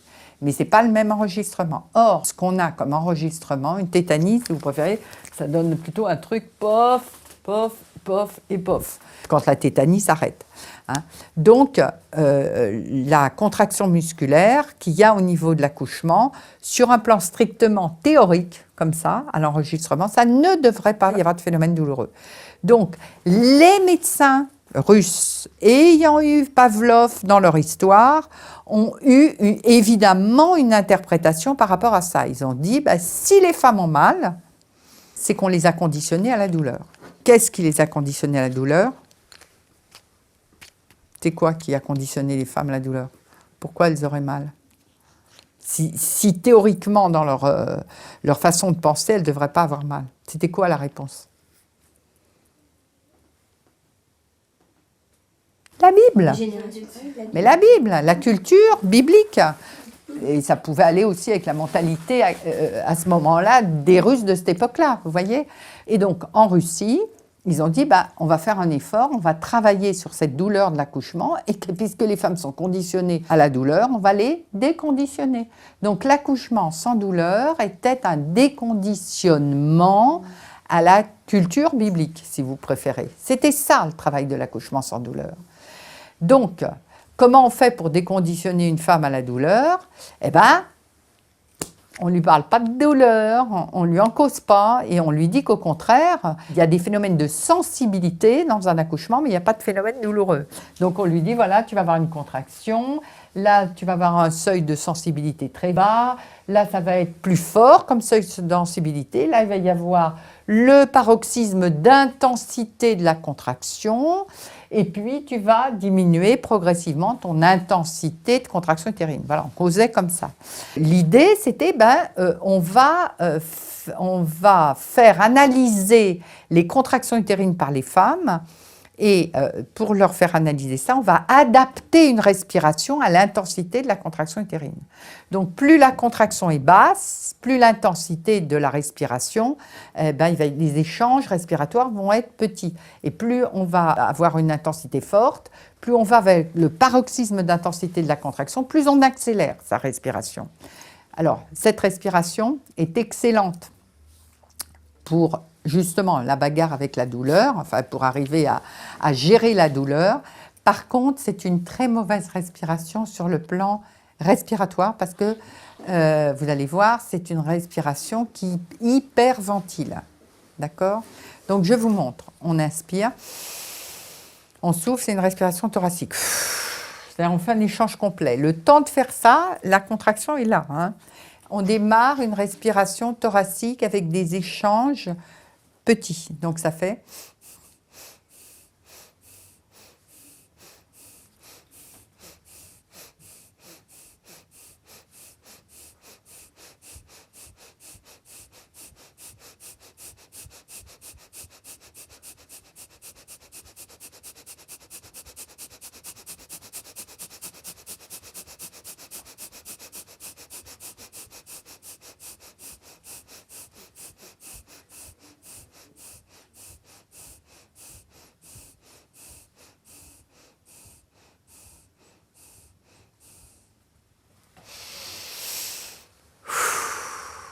Et voilà, contraction est finie, on passe à la suivante. OK. Et que par le nez. Que par le nez, ah oui, autrement tu es totalement asséché. D'accord.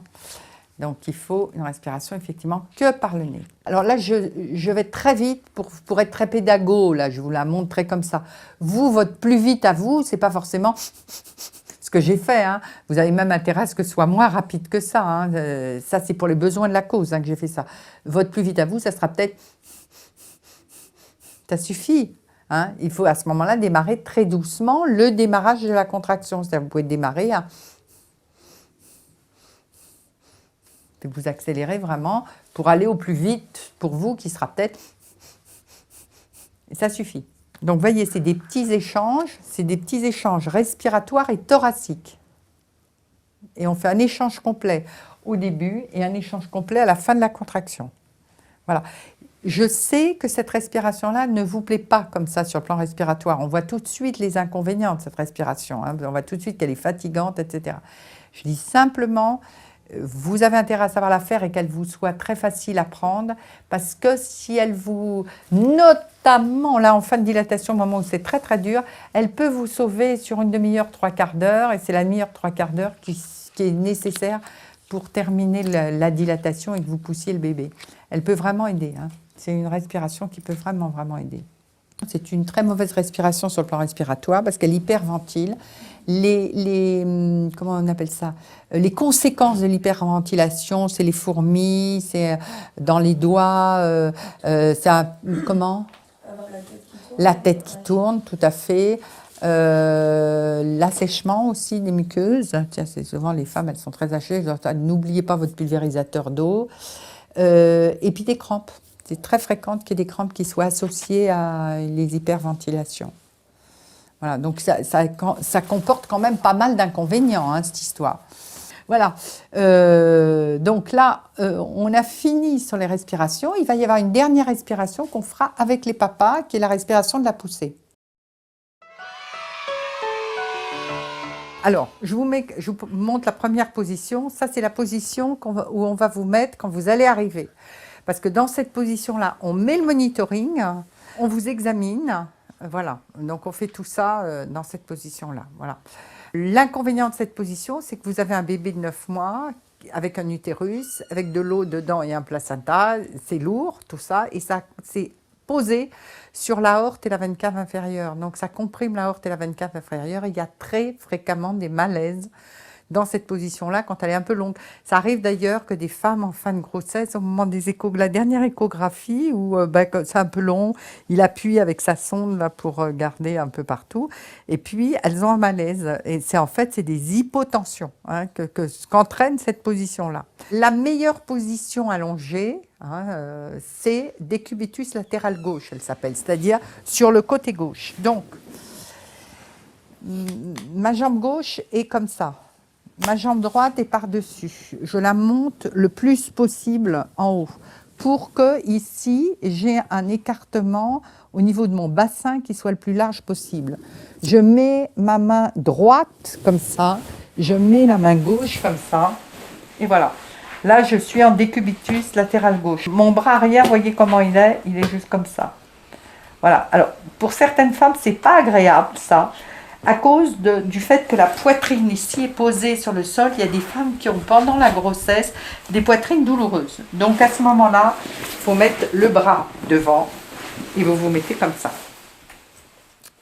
Voilà, donc ça c'est l'autre position. C'est un petit peu moins bon comme écartement ici au niveau du bassin. Je vous montre aussi, quand une tête s'engage pas tellement, qu'on a un peu du mal, on met cette jambe-là, la jambe droite, par exemple, sur un étrier, c'est-à-dire on vous la fait tenir comme ça.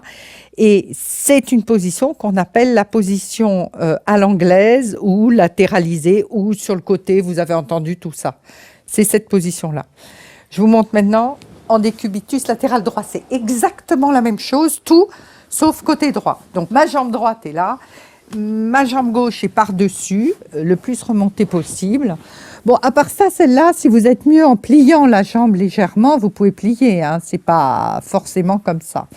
Voilà, le bras, vous voyez, toujours à l'arrière, et le bras gauche comme ça. Voilà, ça c'est décubitus latéral droit. Voilà. Alors, ensuite, bras devant, voilà, donc ça c'est avec le bras qui est devant. Ensuite, la jambe en l'air pour la position latéralisée. Voilà, ça c'est toutes les positions allongées.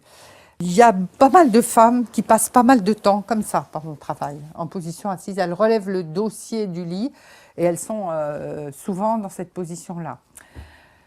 Celles qui peuvent marcher, il y a aussi cette position-là qui est un peu la même chose mais en étant debout. Celles par exemple qui sont bien que debout, eh bien c'est pareil si vous préférez, c'est une façon de faire ça.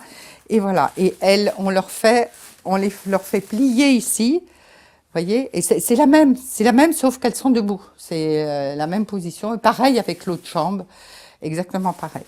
Si elles sont sur le lit et qu'elles sont, par exemple, dans un endroit où on ne peut pas tellement marcher, etc., parce qu'on vous met les perfs et tout, tu peux t'asseoir sur le lit. Par contre, là, il faut mettre les fesses bien en arrière. Tu viens dans les services avec des oreillers, un gros oreiller, hein, pas forcément un comme ça, hein, un oreiller carré. Tu mets bien les fesses en arrière, tu es sur ta table, là, la table d'accouchement. Tu descends la table d'accouchement avec le tableau de bord, de manière à ce que tes pieds ils arrivent en bas, ou alors tu mets une chaise en dessous.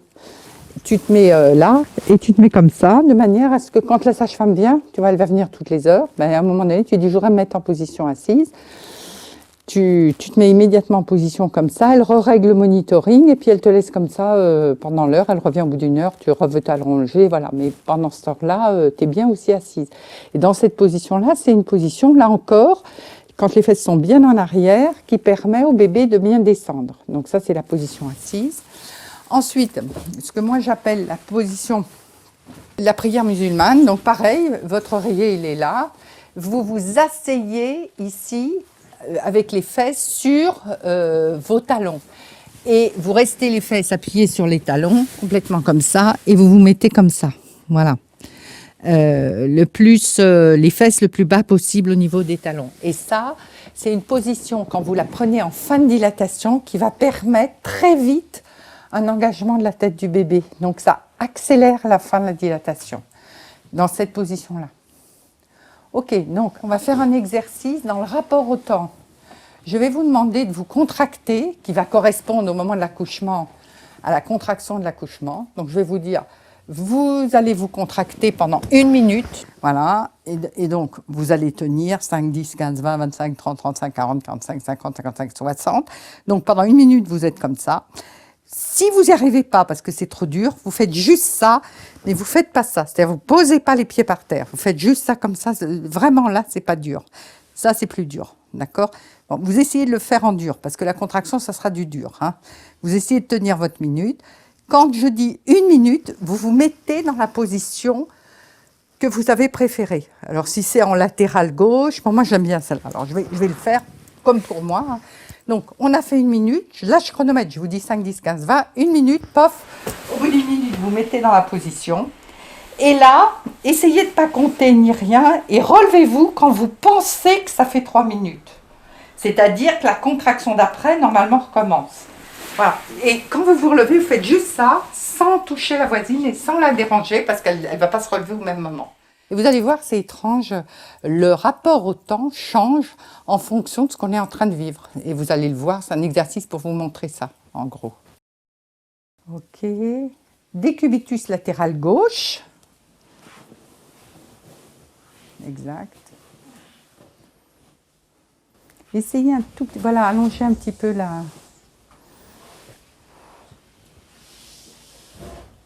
Alors, celle qui avait mis le bras devant, vous le mettez derrière. Et les deux qui avaient mis le bras derrière, vous le mettez devant.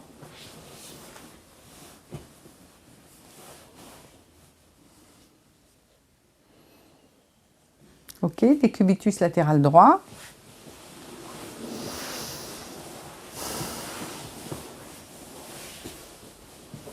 Alors, au bras derrière, au bras devant, comme vous voulez. Puis après, on change au niveau des bras. Ok, vous changez le bras pour celle en fonction.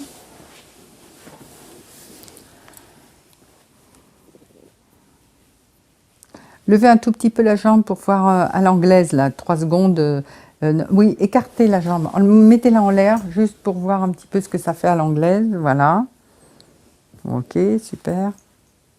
Vous restez sur le côté par contre, tu vois, tu restes sur ton côté et monte la jambe. Voilà, ça sera comme ça. Ça sera plus comme ça. Voilà, comme ça, tout à fait. Voilà, vous pouvez reposer, hein, c'était juste pour vous montrer ce que ça donne. Ok, prière musulmane. Voilà, assise, très bien.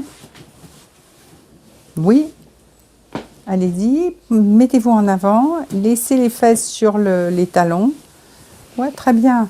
Oh, bah alors elle, comment elle descend?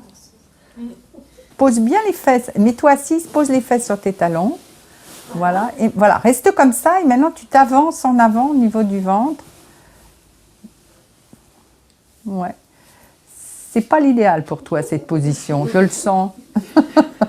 Alors, toi, par contre, là, tu as vraiment intérêt à te mettre comme ça en fin de dilatation. Hein, ça va aller vite hein, pour toi. Finger in the nose, hein, vite fait, bien fait. Hein, là, il va plonger, là. Hein. Voilà, alors, ok, vous vous remettez, on fait le petit exercice. Dans 10 secondes, on commence. Hein. Allongez-vous vite. 3, 2, 1, 0. Allez-y, les jambes, les poings, levez la tête, levez la tête. C'est un peu dur, mais il faut le faire.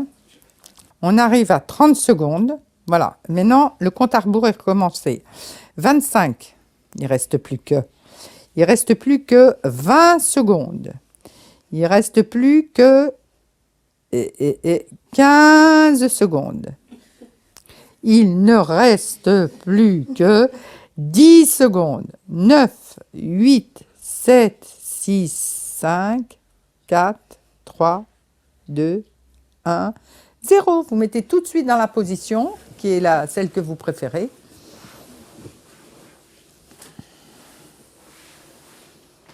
Voilà. Dans 3 minutes, hein, vous avez bien compris, depuis le moment où j'ai dit stop, 1 minute, les 3 minutes ont commencé et vous vous asseyez quand vous pensez que ça fait 3 minutes.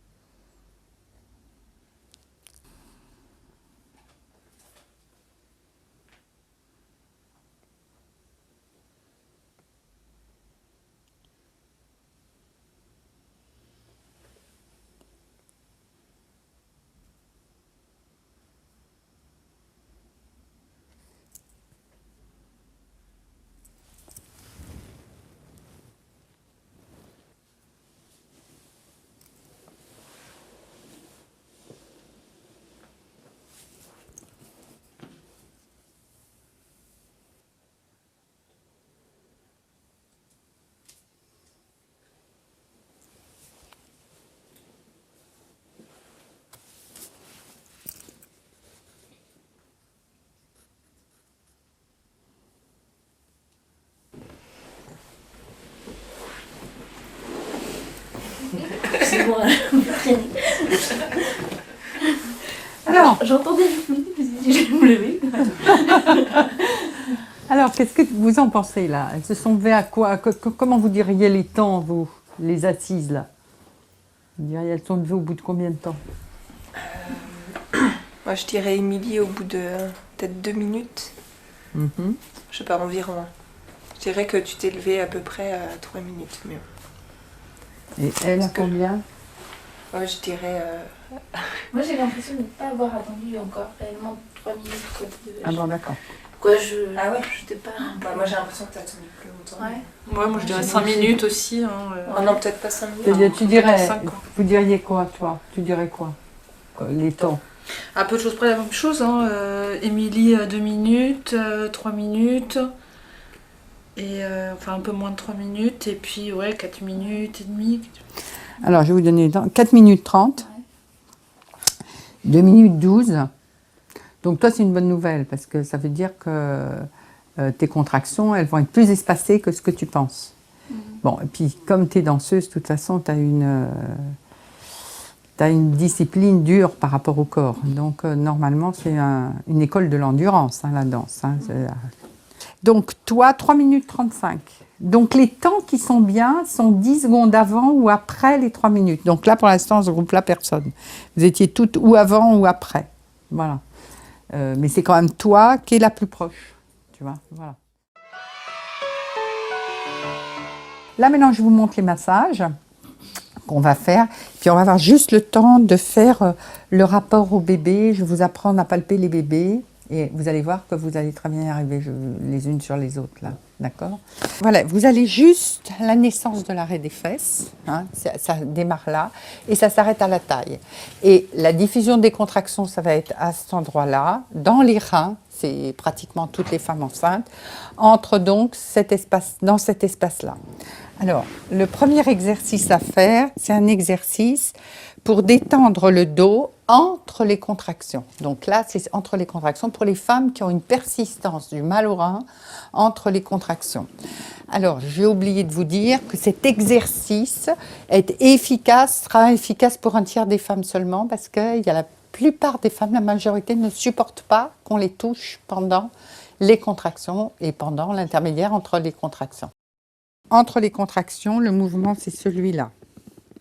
Tiens, vous voyez, hop, hop, hop, hop, et j'écarte et je vais de chaque côté.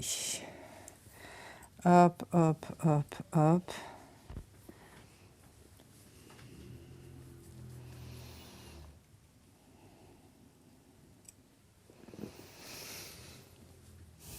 Ok.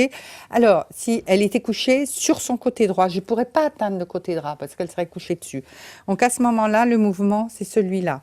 Tac, tac, tac, tac. Mais elle, là, dans la salle de on est dans la salle d'accouchement, là, on n'est pas... on est sur la table... Tu peux être sur la table, tu peux être sur ton lit, tu peux être sur une chaise, tu peux être sur un fauteuil, tu peux être sous... Ce qui marche très très bien, c'est sur le ballon. Tu vois, les femmes qui sont sur le ballon, les compagnons, ils peuvent vachement bien masser. Hein. C'est vraiment... voilà. Sinon, on se met sur le lit, sur le matelas, dans cette position. Ouais, tu peux te mettre comme tu veux dans cette position-là. Des fois, elle met un fauteuil devant, une chaise devant, et on peut le faire comme ça. Voilà. De l'autre côté, si évidemment elle était couchée sur l'autre côté, donc hop, je vais jusqu'au bout. Alors ça, ce ne sont que des massages qui sont possibles entre les contractions. Alors maintenant, pendant les contractions, alors en général, c'est dans des points qui sont dans cette région-là à peu près. C'est à partir de là, 2 points, où va diffuser la contraction.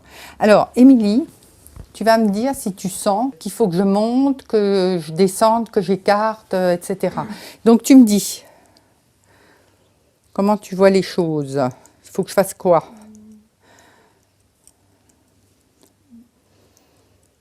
Là?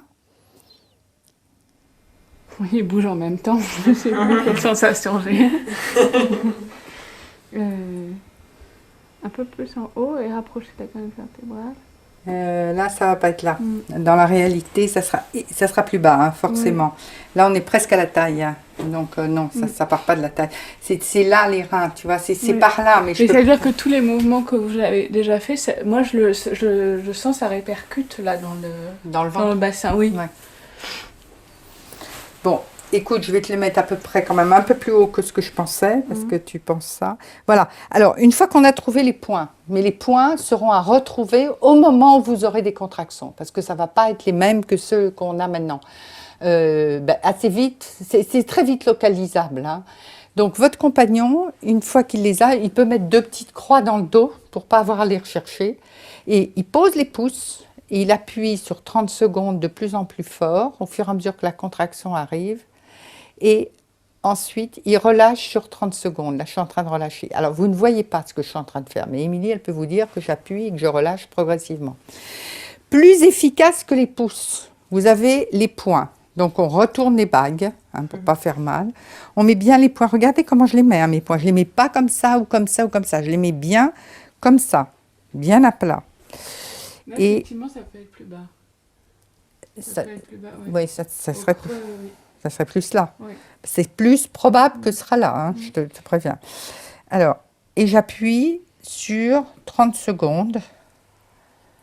Et là aussi, c'est elle qui va dire pendant les contractions plus fort, moins fort, plus fort, moins fort.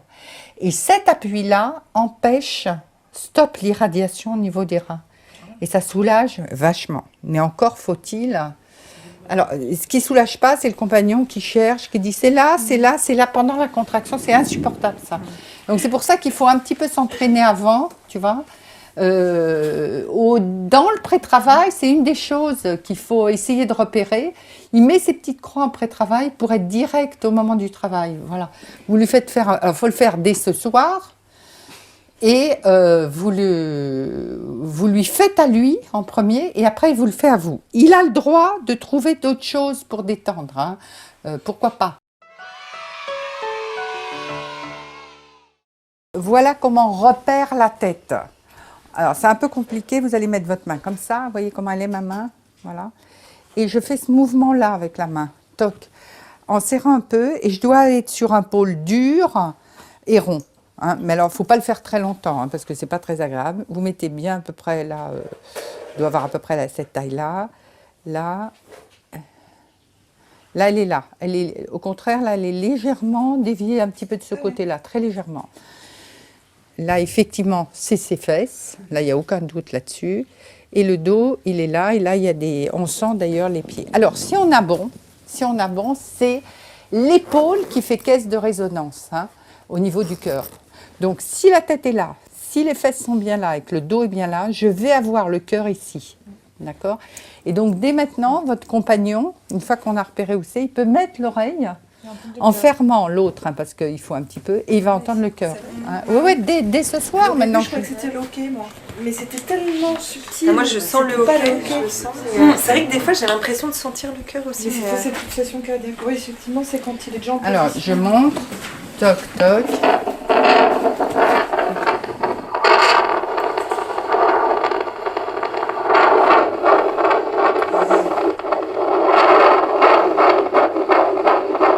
Vous avez vu ? D'accord. Alors, vous vous mettez par deux.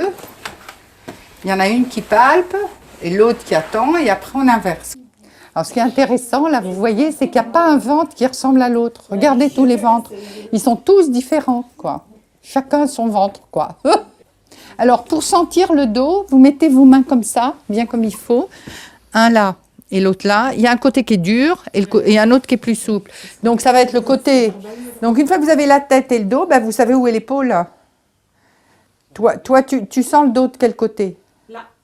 D'accord. Donc, la tête, tu l'as sentie où? Par là. Là-bas. Donc, on va écouter où? Donc, on va écouter... Par là. Par là. Oui, effectivement. Donc, on va voir si t'as bon.